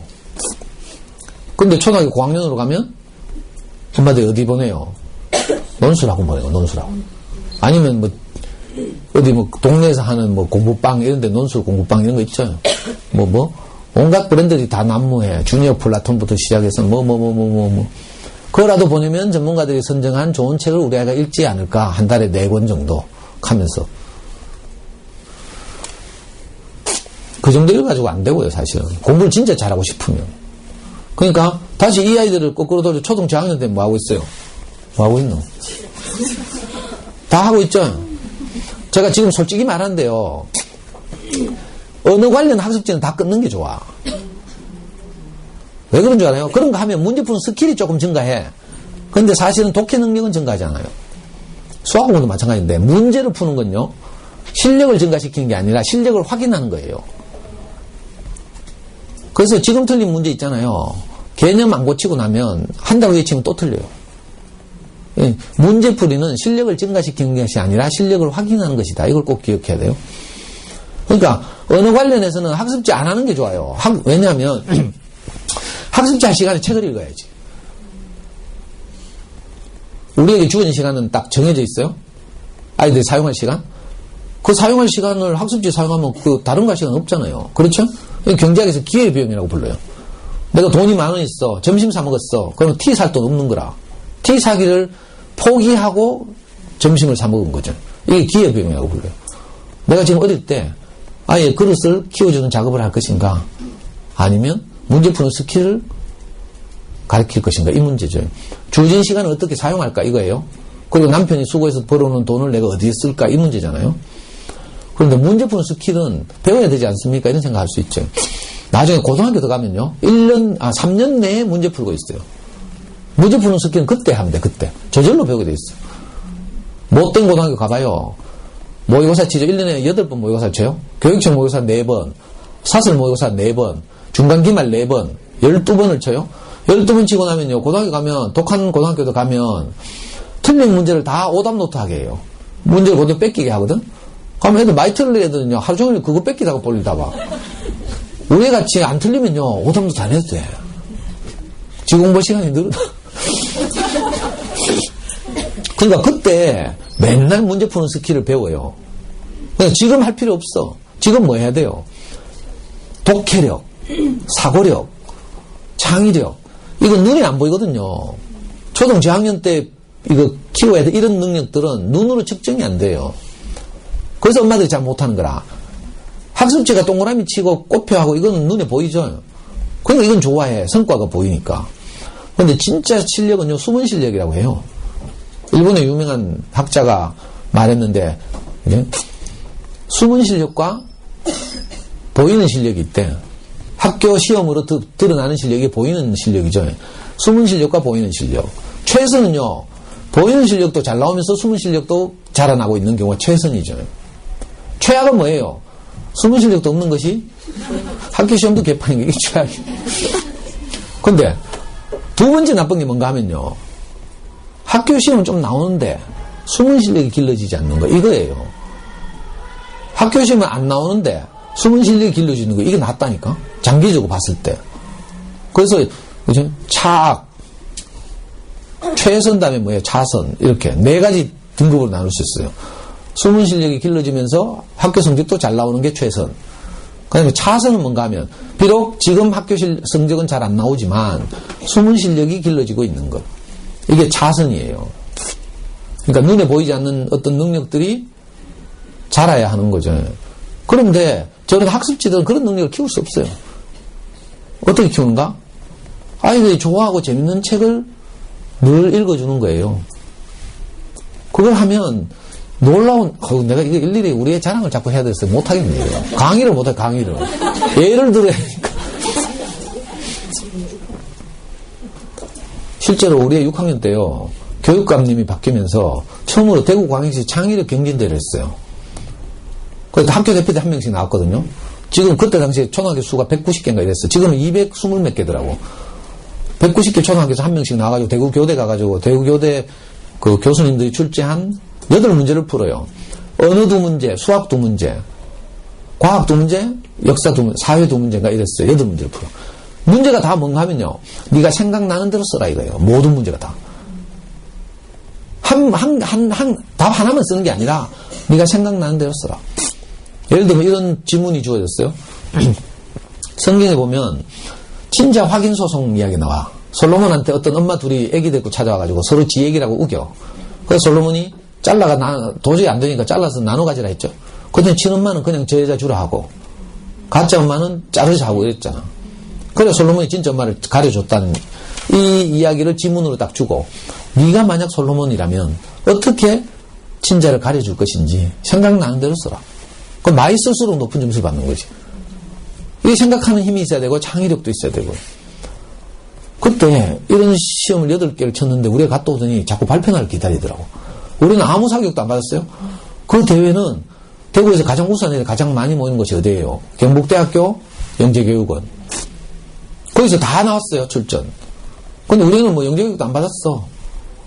근데 기다리더라고. 왜 될게요? 그 대회에서 금메달 1명, 은메달 3명, 동메달 5명을 줘요. 9등까지. 근데 우리가 거기서 5등 했어, 5등. 아무 사격도 안 받고. 그때 대구에서 가장 똑똑한 애가 하나 있었는데, 저 도원초등학교 다니는 노희수라는 친구가 있었어. 이름까지 기억해. 걔는 나중에 커서도 대구에서 수학과학을 제일 잘했어요. 그래서 부산에 있는 영재학교, 부산 한국과학 영재학교 갔다가 2학년 때 프린스 통과한 애가 있어요. 얘가 나왔는데 얘가 우승을 못했다니까? 얘도 겨우 2등 했어요. 자, 그런 데서 듣보잡 우리 애가 5등 했다, 5등. 이게 뭐 때문인지 알아요? 책을 많이 읽어, 책을. 책 읽기 얼마나 중요한지를 말하려고 이야기를 하는 거예요. 아까 우리 애가 뭐 법학적 로스쿨 입문 시험 친 이야기도 하고 하는 이유가 어린 시절 아이들의 책 읽기가 평생 간다니까, 평생. 엄마들도 마찬가지예요. 제가 길 물어보잖아요. 책 안 읽은 엄마들은 저리 쭉 가가지고요. 그어서 저 자로 뭐 이렇게 한다니까. 책 읽은 엄마들은 50m 직진하셔서 우회전 하십시오. 이렇게 한다니까. 이게 어휘력의 차이예요. 언어 구사력의 차이. 그게 평생 간다니까? 여러분들은 영향을 안 받고 있는 것 같죠? 너무 여러분들 뭐라 하면 안 되고. 그러니까 저학년 때 가능하면 쓸데없는 거 접고요. 그리고 또 유아기 때 엄마들 뭐 했는가 하면 어떤 책이 좋은 책인지 모르니까 책이 중요하다는 거 알아. 할 수 없이 뭐 해요? 방판 엄마들, 언니들한테 꼬시켜가지고 전집으로 집을 인테리어 하죠. 전집으로 도서관을 만드는 게 아니라 전집으로 인테리어를 하고 있어. 슬픈 일이에요, 슬픈 일. 거기 보면 전부 지식 중심이 책이에요.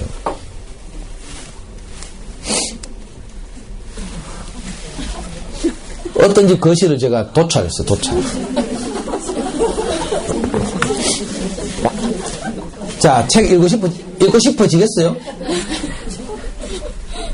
답답하죠? 이게 온 벼락방의 거실로 도배되어 있다고 생각해봐요.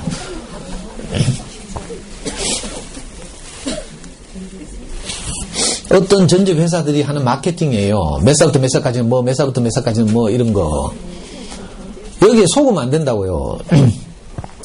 대표적으로 50대 인물 이야기를 그래요. 애들이 무슨 다른 나라 인물들에 더 관심이 있어요. 우리 애는요, 아빠 인생도 관심이 없더라고. 제가 진짜로 우리 애 5학년 때 아빠가 어릴 때 얼마나 비산동에서 고생하면서 살았는지 이사간 집을 다 투어하는 프로그램을 제가 개발했어요. 그 우리 애들 데리고 여름방학 때 비산동에 갔잖아. 그런데 현장에 내리자마자부터 징징거리면서 덥다 캐사코 뭐 아이스크림 먹고 싶다 하고 뭐 왜 이걸 따라가 봐야 되노 하고 막 내가 짜증나가 때려쳤어요. 애가 엄마 아빠 인생도 관심이 없다니까. 할아버지 할머니 인생은 더 하고. 근데 뭘 서양 유인들에게 관심이 있어가지고 인물 이야기를 일으켜요. 이건 말도 안 되는 이야기지. 그리고 전부 지식 중심이에요. 지식 중심. 창작 있나? 창작 동화라고 있죠. 그것도 대부분 보면요. 옛날 세계명작 다이제스트 한 거. 정말 창의적인 이런 책이라기보다 요즘은 전집이 좀 괜찮은 것도 나오긴 하지만 옛날에 전부 있잖아요. 청소년들 읽어야 될 서양 유명한 고전들 있어요. 뭐더라? 15선 벼룩이, 장발잔, 달짜는과 삼총사, 허클베리 핀의 모험, 이런 거 있잖아요. 그걸 전부 다이제스트 해가지고 줄거리만 딱 뽑아가지고 전집을 만들거든요. 그럼 주인공 이름은 외울 수 있어. 근데 책이 주는 감동, 재미, 이거하고 상관이 없을 수도 있고요. 그러니까, 지금 이제 이미 저질러진 거 할 수 없지만, 지금이라도 빨리 전집을 중고나라 갖다 파는 게 좋아요. 왜냐면 그거 쳐다보고 있으면 계속 본전 생각나거든? 본전 생각나는데 애는 안 읽어. 열받죠? 그러면 또 어느 날 불안해져. 오늘 제 강의를 듣고 가면 불안해가 집에 있는 전집이라도 한번 읽히 보려고 또 애 불러. 그러면 애는 재미없어서 안 읽어. 그러면 내 또 열받아. 뚜껑 열려. 이렇게 돼요. 그러니까 전집 빨리 내 눈앞에서 치우는 게 좋아. 인테리어가 좀 허전하겠지만. 아니, 정말 행복한 책이 저기예요. 저는 웅진, 교원, 몬테소리, 프레벨 이게 장사가 되니까 그 다음에 온갖 군소 전집 출판사들이 막 한국 기사코 프레미닥하면서 전집 만들고 이러더만. 그렇게 하면 안 되고요. 우리 아이 성장에 맞게 책을 몇 권씩 구입해야 돼요. 옷을 그렇게 사잖아요. 애들 계속 자라니까 옷을 한꺼번에 100벌씩 한꺼번에 사요? 근데 전집은 100권씩 막 겁도 없이 어떤 집에 가니까 몇 천만 원을 한꺼번에 지르더라? 그리고 쫙 도배하고. 아니, 우리 옷을 그렇게 안 사잖아요. 아이 성장에 맞게, 신체적 발달에 맞게. 마찬가지로 지적인 영역도 아이들 성장에 맞춰서 조금씩 이렇게 구입해서 익히는 것이 좋죠. 저기 보시면 이게 전부 잘 만들어진 세계적인 단행본들이에요. 이 우리 연구소 사진인데, 이 꼬마가 2학년짜리, 지금 3학년 됐는데, 그죠? 그냥 자연스럽게 좋은 책들이 있으면 놀다가 이렇게 혼자 앉아 책 읽는 거예요.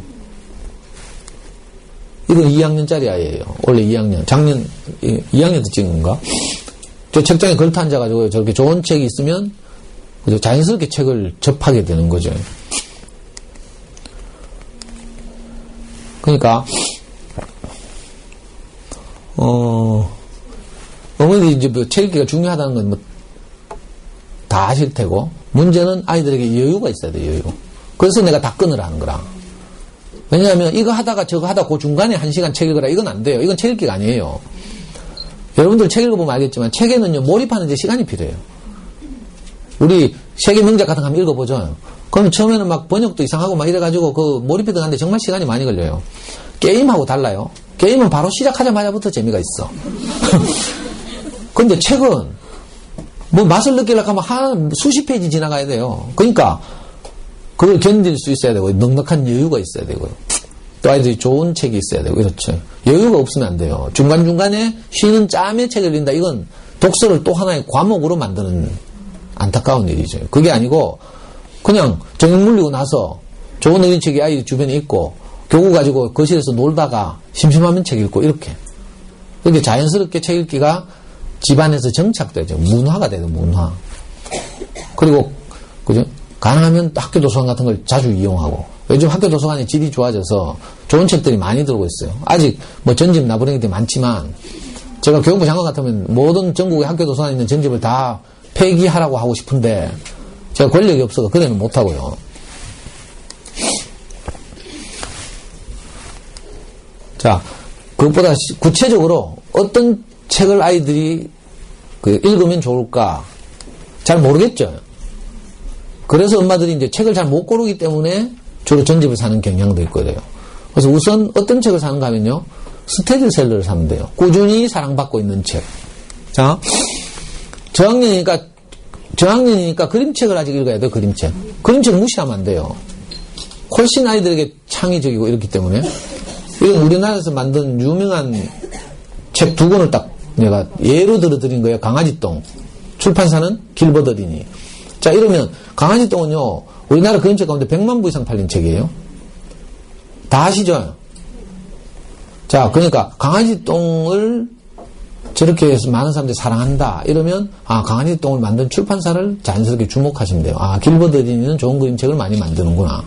길버드 어린이. 자, 구름빵이에요.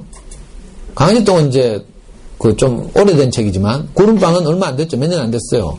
이 뉴욕에 유학 갔다 오신 베키나 선생이 쓴 거죠. 이 젊은 아줌마인데 이분이 독특한 걸 배워와가지고 뉴욕에서 크레인과 점토 뭐 이런 걸 배워와가지고 그림을 그리는 게 아니라 그림책에 자기가 점토로 작업을 해놓고 그걸 사진을 찍어서 그림책의 배경으로 삼는 이 독특한 그림책이죠. 이것도 100만 부 이상 팔렸어요. 나온 지 얼마 안 됐는데도 아주 창의적이고 또 이 그림 스토리 안에 아빠를 집어넣어가지고 아빠 회사에 찾아간다는 이런 설정을 해서 이 한솔수북에서 나왔죠.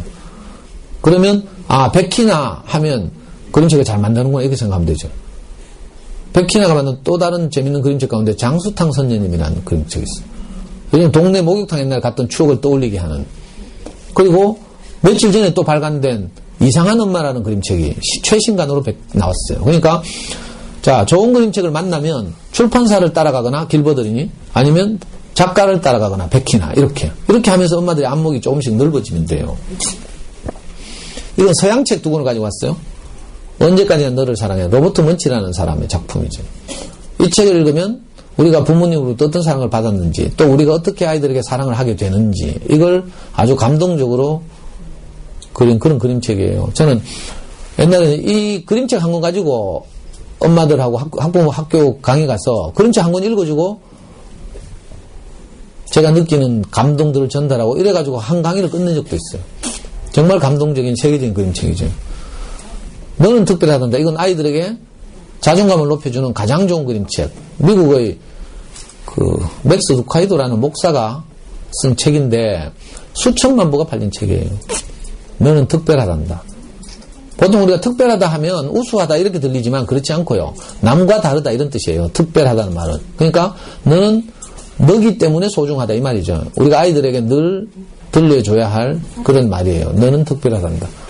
자, 이런 그림책들을 만나면 자연스럽게 아이들이 읽어주면 좋아하게 돼 있어요.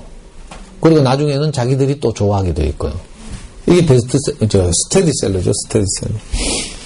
자, 스테디셀러 중에 이번엔 글밥 좀 있는 책, 한 3, 4학년 정도 아이들 읽을 많은 책들이 있지만 그 중에 대표적인 책을 몇 권 이렇게 골랐는데 이 책은 나쁜 어린이표. 이게 교과서에서 실린 책이죠. 제가 말한 책들은 대부분 교과서에 실린 책이에요, 조금씩. 나쁜 어린이표. 이거 학교에서 선생님이 맨날 뭐 말썽 부리고 이러면 나쁜 어린이표를 발급해가지고 애들이 속상해가지고 하루 뭐 교무실에 가서 선생님 서랍 뒤져가지고 뭐 어쩌고저쩌고 나쁜 어린이표 다 훔친다 하던가. 저도 읽은 지 20년 지나가지고. 이거 유명한 책이에요. 황선미라고 마당을 나온 암탉을 쓴 작가가 쓴 책이죠. 그러니까 나쁜 어린이표가 저렇게 많이 팔리고 좋은 책이라면 작가 황선미를 또 검색하시면 되고 아니면 이 책을 만든 웅진 주니어 이렇게 검색해 가시면 되죠. 내 짝꿍 최영대 이건 정말 눈물 없이 읽을 수 없는 감동적인 책이에요. 이런 책을 읽다가 애들이 울면 성공인 거라. 뭔가 감동을 받았으면. 우리 애는 이거 읽다 울고요. 저도 매번 지금도 저는 아이들한테 우리 연구소 아이들한테 이 책을 읽어줄 때마다 제가 울어요. 너무 감동이 됐어. 어릴 때 제 생각도 나고. 영대라고 엄마가 돌아가신 아이가 서울로 전학을 와가지고, 그죠? 엄마 없으니까 돌봐주는 애도 없죠. 그러니까 자존감도 낮죠. 그래서 뭐 벙어리처럼 지내다가 뭐 이렇게 사건이 터져서 수학여행지에서 아이들과 소통하는 그런 감동적인 이야기예요. 이게 내 짝꿍 채용대. 이런 책을 아주 얇거든요. 학급문고 시리즈라고 해서 재미마주라는 출판사에서 나와요. 그러니까 이런 좋은 책을 내는 출판사 재미마주. 그러면 재미마주를 검색하시면 뭐 재밌는 책도 많아요. 오줌 멀리 싸기 시합. 옛날에 남자애들 그랬거든요. 오줌 멀리 싸기 시합하고 막 이랬어요. 빈 공터 같은 데서. 그런 거. 또 삼촌과 함께 자전거 여행. 또 짜장, 짬뽕, 탕수육. 이런 그림책들. 송큰 할머니의 만두 만들기. 이런 책들이 전부 재미마주에서 나왔어요. 그러면 재미마주를 따라가면 되겠구나 이렇게. 이런 게 스테디셀러거든요. 자, 서양책 중에는 여기 보시면 늑대가 들려주는 아기돼지 삼형제. 우리는 어릴 때부터 늘 아기돼지 삼형제 이야기 들었어요. 돼지 입장에서 늑대 나쁜 놈 만든 그런 동화책을 늘 들었죠. 그런데 이 책은 정말 창의적이게도 늑대 입장에서 늑대가 말하기를 어느 날 자기가 돼지 집에 놀러 갔다가 갑자기 문 앞에서 재채기가 심하게 나왔대. 재채기를 크게 했더니 막내 돼지가 집을 지푸라기로 만들어가지고 한 방에 다 날아갔대. 그 지푸라기 속을 보니까 뭐 캔이 하나 있더라. 돼지 통조림인가 뭐 돼지고기 통조림이 하나 있더래. 그래서 자기가 먹은 죄밖에 없다 하면서 뭐 이런 식으로. 정말 창의적이에요. 존 세스카라는 분이 완전히 이걸 뒤집은 거죠. 뒤집은 거. 서양 책들은 이런 점에서 우리 작가들보다 훨씬 더 창의적이에요. 종이봉지 공주 이건요. 뭐 보통 공주 이야기하면 공주가 악당에게 잡혀가 있고 왕자가 공주를 구출하는 이야기예요. 근데 종이봉지 공주는 반대로 왕자가 잡혀 있어. 그리고 공주가 구출하러 가요. 근데 공주도 전통적인 공주가 아니고 얼굴 이쁘고 뭐 팔등신 미녀에다가 분홍색 드레스를 입은 그런 게 아니라 겨우 하반신을 종이로 가린.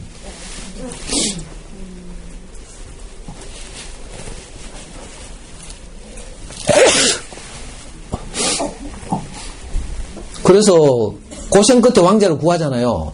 근데 일마이기 왕자가 공주가 마음에 안 드는 거라. 그래 공주가 막 왕자한테 쌍욕을 하면서 나도 네 같은 거 필요 없다 하면서 아주 쿨하게. 이거 페미니즘이 녹아있는 그런. 그러니까 완전히 아이들의 생각을 뒤집는 거예요. 그죠? 그러니까 이런 창의적인 책들을 아주 유명한 책이죠 이거. 이거 누구 작품이더라? 이름이 생각이 안 나요. 자, 앞으로 학교 도서관 같은 거 이용하시면, 그러니까 방금 제가 소개해드린 것처럼 스테디셀러들을 이렇게, 그죠? 빌려보시거나 구입하시면 되고, 또 그런 관련된 거, 아까 제가 보여드린 것처럼 내 짝꿍 채용대를 내는 출판사가, 자, 여기 요렇게 있죠. 요게 재미마주의 책들이에요. 학교 도서관에서 요렇게 꽂혀 있으면 요런 두께고 요런 거 같으면 저건 내 짝꿍 채용대 낸 출판사구나. 저런 거 우리 아이들 빌려줘도 되겠다. 이렇게 생각하시면 되죠. 자, 이건요. 어린이 책에서 가장 좋은 책을 많이 내는 출판사가 중에 하나가 비룡소예요. 비룡소는 성인 출판사 민음사라고 있는데 이 민음사의 자회사예요. 그래서 어린이 책 브랜드죠. 여기서 내는 비룡소 맞지 이거? 비룡소의 책들 시리즈가 저학년 시리즈가 뭔가 하면 여기 보면 난 책 읽기가 좋아 해가지고 1단계, 2단계, 3단계 이렇게 돼 있어. 그러니까 여기 책들은 거의 그림책과 유사하게 그림도 있고 글도 있고 활자도 크고 이래서 당연히 또 아이들이 이렇게 책을 거칠게 다루니까 하드카바로 이렇게 나와 있죠. 이 시리즈는 정말 재밌는 거 많아요.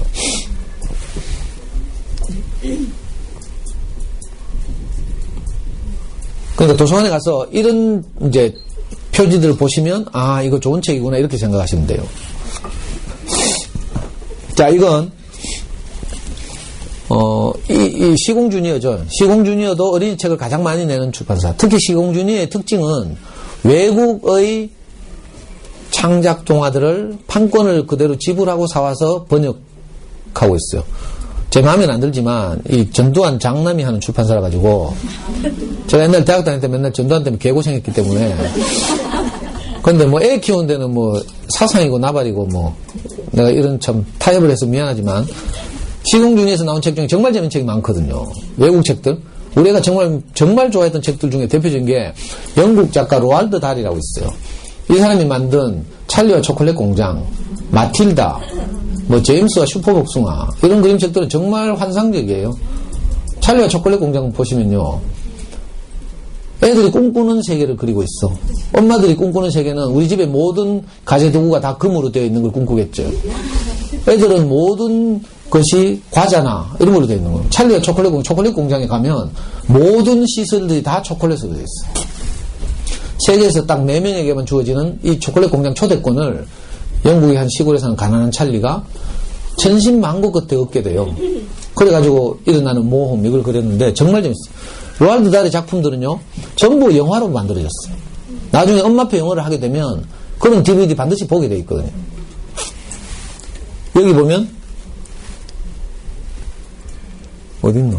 여기는 이제 저학년, 시공주니에서 나오는 문고들 가운데 색깔별, 이 시공주니는 색깔로 구분하거든요. 좀 두께도 얇고 색깔도 이러면, 아, 저학년 거, 초록색 저학년용, 이렇게 생각하시면 돼요. 이건 어디에 서더라? 사계절. 이쪽은 사계절요. 사계절 출판사라고 어린이 책을 오랫동안 잘 만드는 출판사예요. 사계절에서 나온 책 중에 유명한 게 마당을 나온 남탁. 이건 저학년용은 아니지만 사계절에서 나왔죠. 그리고 여기 보면 문학동네 어린이라는 브랜드가 있어요. 문학동네도 아주 큰 출판사죠. 신경숙이나 이런 작가들이 주로 여기서 책을 내는데, 문학동네는 여기 초승달 문고 또는 뭐 보름달 문고 이런 식으로 학년을 구분하고 있어요. 저학년과 고학년 이렇게. 초승달 문고가 얇죠. 저학년용이라는 뜻이에요. 도서관에 가시면 이런 책들을 아이들이 빌려오게 권하면 되죠. 이건요, 볼이라는 출판사예요. 볼이라는 출판사가 누가 세운 출판사인가 하면 충북대학교 철학과 교수로 있던 윤구병 선생이라고 있는데, 이분이 좀 독특한 분이에요. 그래서 충북대학교 철학과 교수 때려치우고 뜻이 맞는 후배들과 함께 지금 전라북도 변산에 가서 거기서 농사 짓고 있어요. 공동체를 일구고 있는 거죠. 그 유기농 생산하고 이러는데, 이분이 이제 우리 아이들에게 좋은 어린이 책을 읽혀야 되겠다고 생각해서 후배들과 함께 기획팀을 만들었어요. 볼이라는 기획팀. 그래가지고, 그 자연적인 이런 생태, 이런 걸 그림책으로 만들었어요. 그게 그 유명한 달팽이 과학동화. 몰라요? 반응이 없네. 달팽이 과학동화라는 건데, 좀 더 어린 애들은, 유아들은 올챙이 그림책하고요. 이 두 종류를 만들었는데, 자기들이 출판할 여력이 없어가지고, 그걸 웅진에다 팔았어요. 그래서 웅진에서 8년 동안 달팽이 과학동화로 떼돈을 벌었잖아요. 그리고 난 후에 이 사람들이 이제 힘이 생겨서 판권을 다시 회수해 와서 세운 출판사가 보리 출판사예요. 그 보리에서 나오는 대표적인 책이 이제 전집에서 해제하고 달팽이 과학동화, 올챙이 그림책. 그리고 보리의 주전공은 우리 옛 이야기. 대구 출신의 유명한 지금 은퇴하신 스님인데 서정호 스님이라고 있어요. 이분이 옛날 할머니 할아버지들 찾아다니면서 전부 우리 옛 이야기를 녹취해서 그 이제 할머니 할아버지 들려주듯이 입말로 풀어 쓴 그런 책들이 있는데, 그게 여기 있는 우리 옛 이야기죠. 이게 전부 다. 우리 옛 이야기는 왜 중요한가 하면요, 그림책에서 글밥 많은 책으로 넘어가는 시기에 아이들이 딱 과도기에 읽을 만한 책, 엄마들이 읽어줄 만한 책으로 보통 서양 이야기들은 신화라고 부르고요. 우리 쪽에서는 우리 옛 이야기라고 부르죠. 우리 옛 이야기나 그리스 로마 신화 이런 것들은 이제 읽어주면 되죠. 그림책에서 글밥책으로 넘어가는 시기에. 그래서 보리 출판사도 꼭 기억하셨으면 좋겠고요. 요거는 주니어 김영사. 꼬마도서관이라는 시리즈로 쭉 나와요. 이런 표지를 보시면, 괜찮은 책들이구나, 이렇게 생각하시면 돼요. 자, 이건 웅진 출판. 여기 보면 웅진의 푸른 교실 이렇게 해가지고요. 아까 나쁜 어린이 표 있죠? 이런 책들이 쭉 나와 있어요. 여기 건 아까 비룡서고요. 자, 이건 길버드 어린이에서 나온 대표적인 동화, 아이들 정말 좋아하는 지원이와 병관이 시리즈예요. 지원이와 병관이 시리즈는 그림책 중에서도 아주 유명한데, 우리나라 작가 중에는 길버드 어린이 편집 주관으로 있는 고대영 씨가 그죠? 이 만든 그림책인데 애들이 정말 좋아해요. 근데 이게 좀 판형이 컸는데 그림책이라서 최근에 판형을 줄여서 이렇게 세트로 발간했길래 제가 최근에 우리 연구소에 새로 다른 그림책 있지만 일부러 샀어요. 애들 읽기 편하라고. 여기 보시면 여기 있는 책들은 아이들이 정말 좋아해요. 아마 두고두고 읽을 거예요. 아마.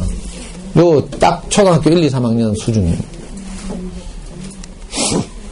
자, 그리고 사실 지금까지 소개한 책보다 더 중요한 것들이 뭔가 하면 앞으로 이제 지금 저학년이죠. 저학년 아이들은 아직 그림책을, 좋은 그림책을 많이 읽어야 되는데 엄마들 욕심내가지고 막 글밥 많은 책 자꾸 찾죠. 그렇지 않아요. 책은 가능하면 아이에게 부담이 없고 쉬워야 돼요.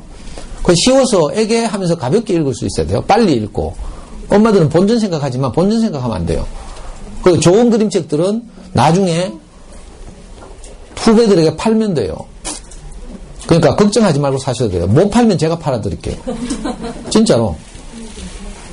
그림책들은 사실은 팔거나 남 주기도 아까워. 애 결혼할 때 시집 보낼 때 싸서 보내고 싶은 그런 좋은 책들. 자, 좋은 그림책을 고르는 첫 번째 기준, 칼데코상을 받은 그림책 찾으면 돼요. 칼데코상은 뭔가 하면 미국의 도서관협회에서 주는, 미국에서 발간된, 영어로 발간된 그해 가장 우수한 그림책에게 주는 상이죠. 칼데코 메달이라고 불러요. 그리고 메달은 받지 못했지만 후보로 노미네이트 된 작품들을 칼데콧 아너라고 부르죠. 그래서 1년에 한 몇 권의 아너, 칼데콧 아너가 이제 생산되거든요. 대표적인 게 여기 보시면 여기 위니를 찾아서 이게 원래 2016년 칼데콧 메달을 받은 책이에요. 여러분들 곰돌이 푸 아세요? 위니 더 푸. 자, 위니 더 푸가 어떻게 캐릭터가 됐는가 하면 이 원래 시가에 자기 증조 할아버지가 군대에서 곰돌이 푸를 만나는 거라. 실제 샀어요. 20달러 가지고 사요. 사가지고 군대에서 데리고 다니다가 나중에 동물원으로 넘기거든요. 근데 어떤 사람이 동물원에 가보고 너무 귀여운 곰돌이가 있어가지고 그걸 캐릭터화 한 거죠. 그래서 오늘 우리에게 알려진 이른바 곰돌이 푸가 이렇게 유명해진 거라. 그러니까 그 곰돌이 푸의 실제 이야기. 그걸 이제 엄마가 아이에게 들려주는 옛날 전설 들려주듯이 그렇게 하고 있는 이 책 유명해요. 칼데콧, 원래 칼데콧 대상을 받았는데 창비에서 나왔어요. 창비 미디어라고 이번에 창작과 비평사에서 브랜드를 새로 만들어서 이 책은 좀 비싼데 15,000원. 왜냐하면 뒷부분에 가면 영문판도 있어요. 그리고 더 중요한 건 안드로이드 폰으로 어플을 깔면 이 책의 내용을 영문과 우리말로 어플을 읽어주는 거라. 안드로이드 어플. 여러분들 다 뭐 아이폰 못 쓰고 안드로이드 많이 쓰죠? 우리 와이프는 아이폰 못 쓴대. 저는 아이폰 쓰거든요. 근데 하여튼 안드로이드 폰으로는 그렇게 아이들 나중에 영어 할 때 집중 듣게 하기 아주 좋은 책이기도 하죠. 이런 책. 이건 작년 칼데콧 메달. 그림책이라고 해서 무시하면 안 된다고 제가 일부러 이거 가지고 나왔는데 이거는 미국의 유명한 흑인 인권운동가 마틴 루터 킹 목사의 이야기예요. I have a dream 하면서 유명한 연설을 한, 나중에 암살당한 분이죠. 그림책들이 그냥 단순히 애기들 읽는 그런 책이 아니고요. 사실 굉장히 수준 높아서 어른들이 읽어도 충분한 이런 책들이 많거든요. 자, 이것도 2000년대 들어서 칼데콧 메달을 받은 유명한 책들이죠. 이건 존 클라센이라는 사람이 쓴, 이건 네모작 아니야. 이거 보면요, 글자 몇 줄 없어요. 근데 그림만 보면 여기서 막 위트, 해학 이런 게 느껴져서 애들 정말 좋아할 그림책. 존 클라센 검색하시면 이분이 쓴 그림책들이 다 그래요. 이건 네모작 아니야. 이거 꼭 한번 사보셨으면 좋겠어요. 자, 헨리의 자유상자. 이거 미국의 흑인 노예가 어떤 박스에 숨어서 노예 생활에서 탈출하는 그런 이야기를 다룬 이제 그런 그림책이죠. 자, 소리나는 물감상자. 이것도 칼데콧 메달인데 이 책은요, 유명한 추상파 화가 칸딘스키라고 있어요. 칸딘스키의 어린 시절 이야기를 다루고 있어요. 어린 시절에 어떤 자극을 받아서 그렇게 유명한 추상 화가가 됐다는 거죠. 그 어린 시절의 에피소드를 모티브로 해서 그림책으로 만들었어요.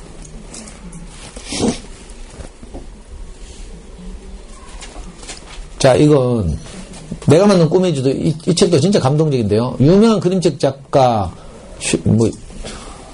정확하게 이름이 생각 안 나는데 보물이라는 그림책을 그린 유명한 작가가 있어요. 이분이 어린 시절에 정말 살기가 어려웠는데 아버지가 빵을 안 사오고 지도를 사왔대. 왜? 자기 아이의 꿈을 키워주려고. 그러니까 자기가 어린 시절 이야기를 회상하면서 아빠가 그렇게 자기 꿈을 키워준 덕분에 자기가 이렇게 세계적인 그림책 작가가 되었다고. 유리 슐레비츠인가? 이건 좀 알려졌죠. 에너벨과 실기한 털실, 이건요. 어떤 털실을 가지고 옷을 짜가지고 남에게 주는데 그 털실이 계속 줄어들질 않는 거라. 성경에 뭐 이런 이야기 있죠. 밀가루를 가지고 찌짐을 굽는데 밀가루와 기름이 절대로 안 줄어드는 이런 이야기가 있어요. 하나님이 보낸 사람을 대접했기 때문에 뭐 그런 이야기인데 이것처럼 에너벨과 실기한 털실 보면요. 털실로 옷을 짜서 계속 주위에 있는 동물들한테 나눠주는 거라. 그러니까 털실이 줄어들질 않아. 그리고 어떤 나쁜 사람이 그걸 뺏어가잖아요. 지가 해보려고. 근데 그 사람이 뺏어가면 털실이 금방 떨어져. 다시 주인에게 돌아오니까 또다시 털실이 끝나지 않다. 뭐 이런 이야기. 우리 아이들에게 함께 사는 것이 얼마나 소중한지, 자기에게 있는 것을 나누는 것이 얼마나 행복한 일인지를 알려주는 그런 그림책이에요. 이런 게 전부 칼데콘 메달을 받은 유명한 책이에요. 엄마들 이건 알겠지. 올리비아라고, 돼지 올리비아 유명한 그림책 시리즈. 그거의 첫 번째 작품이에요. 이 작가가 이 올리비아로 칼데콘을 받았죠. 그 후로 이제 정년책을 많이 만들어냈어요. 소피가 화나면 정말 화나면, 이것도 유명한 책이고요. 좀 오래됐고. 이건 비교적 최근 책이에요. 내 토끼 어딨어. 이거 보시면 진짜 재밌는데. 자, 이거 미국 그림책들이죠. 미국 그림책만 있는 게 아니고 영국 그림책도 있어요. 게이트 그린어웨이라고. 자, 칼데콧도 그렇고요. 게이트 그린어웨이도 그렇고 19세기 영국의 그림책 작가들이에요. 그분들의 업적을 기려서 이 상을 제정한 거죠. 우리나라로 말하면 뭐 마혜송 문학상, 방정환 문학상 이런 식이죠. 아까 이 그림책은 이 영국에서도 상을 받았고요. 블랙독 이건요 정말 재밌어요. 집에 창밖에 검은 개가 한 마리 나타났어. 그러니까 엄마가 막 두려워가지고 막 난리가 나서 창문 닫고 막 이래요. 아빠는 커튼 치고 막 이래요. 형, 누나, 동생들은 문 잠그고 막 이래요. 근데 이 집에 제일 막내가 있어. 4살짜리. 4살짜리 문을 벌컥 열고 나가네. 그래서 블랙독을 또 만났는데 블랙독과 같이 노는 거라. 핫한 검은 개인데. 그래가지고 막 돌아다니면서 놀다가 나중에는 집에 데리고 들어와요. 신기하죠? 두려움의 정체에 대해서 아이들에게 말하는 거라. 두려움이란 사실 우리 마음속에 있다. 실제로 두려운 게 아니다. 이거죠. 애들이 처음에 새 학기가 돼서 학교로 가잖아요. 그럼 막연하게 새 학급, 새 선생님, 새 친구 생각하면 두렵죠. 스트레스 받고 긴장이 되잖아요. 자, 이럴 때 이 블랙독 이런 책을 읽어주면 정말 좋아요. 두려움이란 실제 하는 것이 아니라 내 생각 속에 있다. 이렇게. 이 좋은 책을. 자, 이거는 남극 탐험가 세클턴 이야기인데요. 남극을 세계 최초로 정복한 사람이 아문센이라고 하거든요. 그래서 유명해졌어요. 근데 이분은 그보다 먼저 남극을 탐험하러 갔다가 실패했어. 근데 왜 유명한가 하면요. 이 사람은 자기가 함께 간 동료들이 위기에 처하니까 남극 탐험으로 얻을 명예를 포기하고 배를 돌린 거라.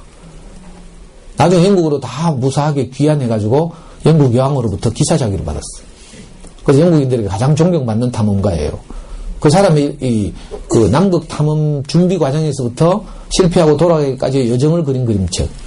이건 사실 고학년들이 읽어야 되죠. 그림책 무시하지 말라고 내가. 진짜 좋은 그림책이 뭔지, 전집하고 어떻게 다른지를 보여주려고 일부러 이걸 보여드린 거예요. 이런 책들. 자, 이건 좀 알려졌죠. 난 토마토 절대 안 먹어. 이거 유명하죠. 고릴라도 오래됐어요. 앤서니 브라운. 자, 그날 어둠이 찾아왔어.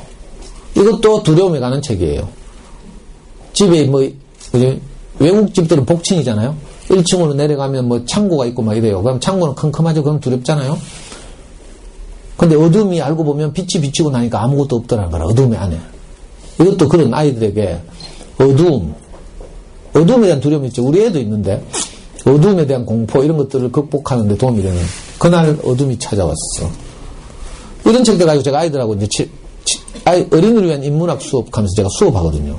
애들 진짜 좋아하는 책들이에요.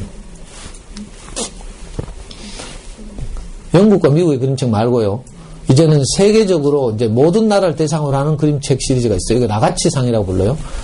2해에 한 번씩 이탈리아 볼로냐에서 해마다 국제 도서전이 열려요.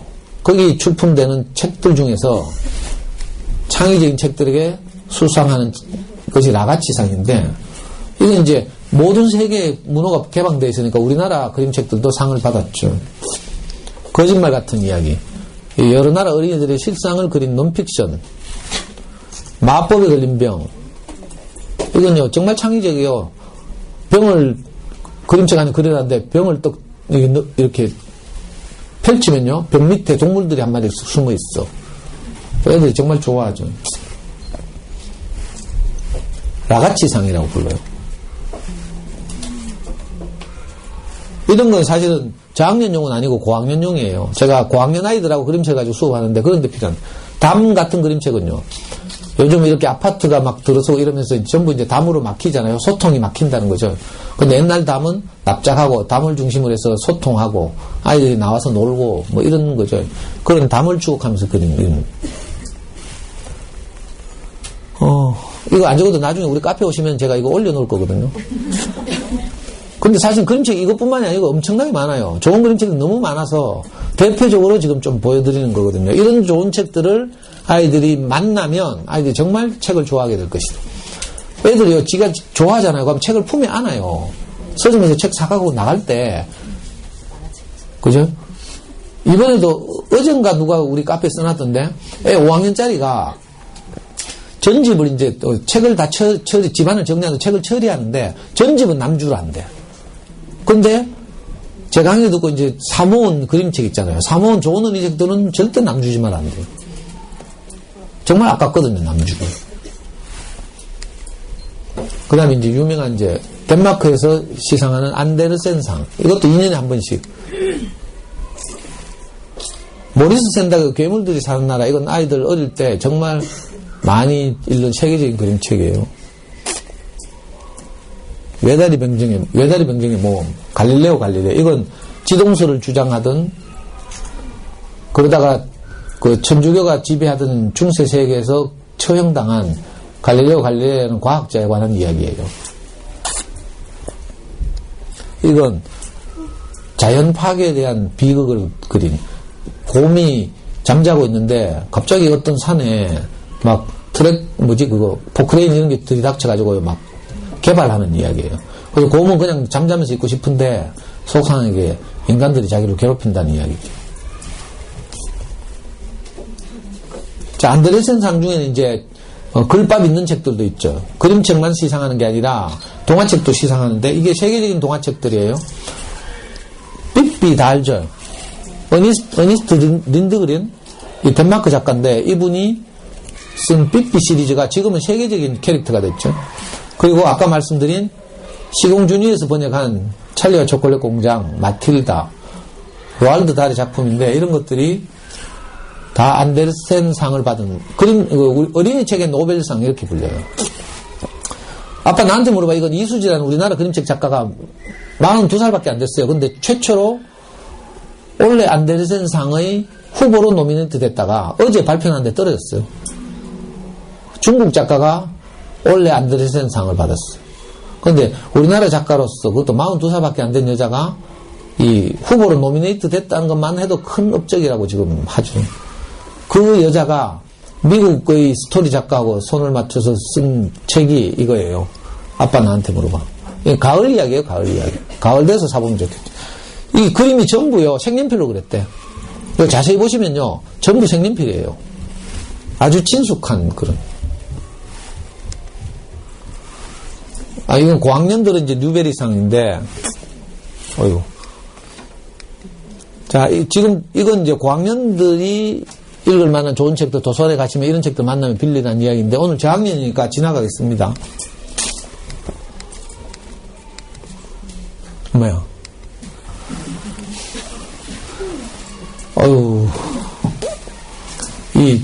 오늘 저학년 이 학부모에서 첫날이고 이런데, 그죠? 그래서 제가 오늘 이렇게 좀 이렇게 도움이 되는 이야기를 많이 해야 되는데 너무 제가 좀 못되게 이야기한 것 같아서 지금 와서 생각하니까 좀 후회가 됩니다. 재밌죠? 사실은 제가 아이를 키우면서 얻은 수많은 이제 그 경험들 이런 게 있을 거 아니에요. 그래서 이걸 제가 지금 와서 생각해 보니까 제가 전부 사실은 우리 사회로부터 받은 은혜죠, 은혜. 저는 금융고시를 통해서 대학 들어간 것도 그렇고요. 금융고시라는 제도가 없었으면 이제 그럴 일이 없잖아요. 그래서 할 수만 있으면 이걸 이제 여러분들에게 돌려드리고 싶고 나누고 싶어서 제가 지금 12년째 달서구에서 부모교육을, 무료 부모교육을 12년째 하고 있어요, 매주. 지금도 우리 연구소에 가면 금요일 오전 10시 반만 되면 매주 부모교육을 해요. 그리고 그걸 촬영해서 제가 하면 들었던 엄마들이 너무 아깝다고 엄마들이 스스로 카메라를 사와서 촬영을 했어요. 그래가지고 유튜브에 다 올리고 우리 카페에 올리고. 그러니까 언제든지 부담 없이 여러분들이 필요하시면 다른 영역의 강의도, 수학공부법 강의도 제가 어떤 학기에 한 학기씩 이렇게 한 게 있거든요. 친절하게 이렇게 자세하게 말한 이런 것들을 여러분들이 도움을 받았으면 좋겠고요. 혹시 인연이 되어서 다음에 또 만나 뵀으면 좋겠습니다. 이렇게 제 생각보다 제가 어릴 때 평리동 비산동 생각하면요. 제가 비산동에서 자라가지고 평리동은 비산동보다 더 중심으로부터 멀었거든요. 그래서 그 이미지만 갖고 왔는데 의외로 엄마들 다 이쁘고요. 아니 솔직한 느낌이 그래요. 다 이쁘시고 젊고 그리고 잘 들으시고 저하고 이렇게 뭔가 소통되는 느낌? 제가 말씀드리니까 반응하고 이러니까 저도 말씀드리면서 너무 신나고요. 마음이 좋고 그래서 아니 교육청에서 방해만 안 하면 제가 뭐 맨날이라도 와서 제가 아이 키우면서 알고 있는 모든 것을 다 이렇게 알려드리고 싶은 그런 마음이 있습니다. 잘 들어주셔서 감사합니다.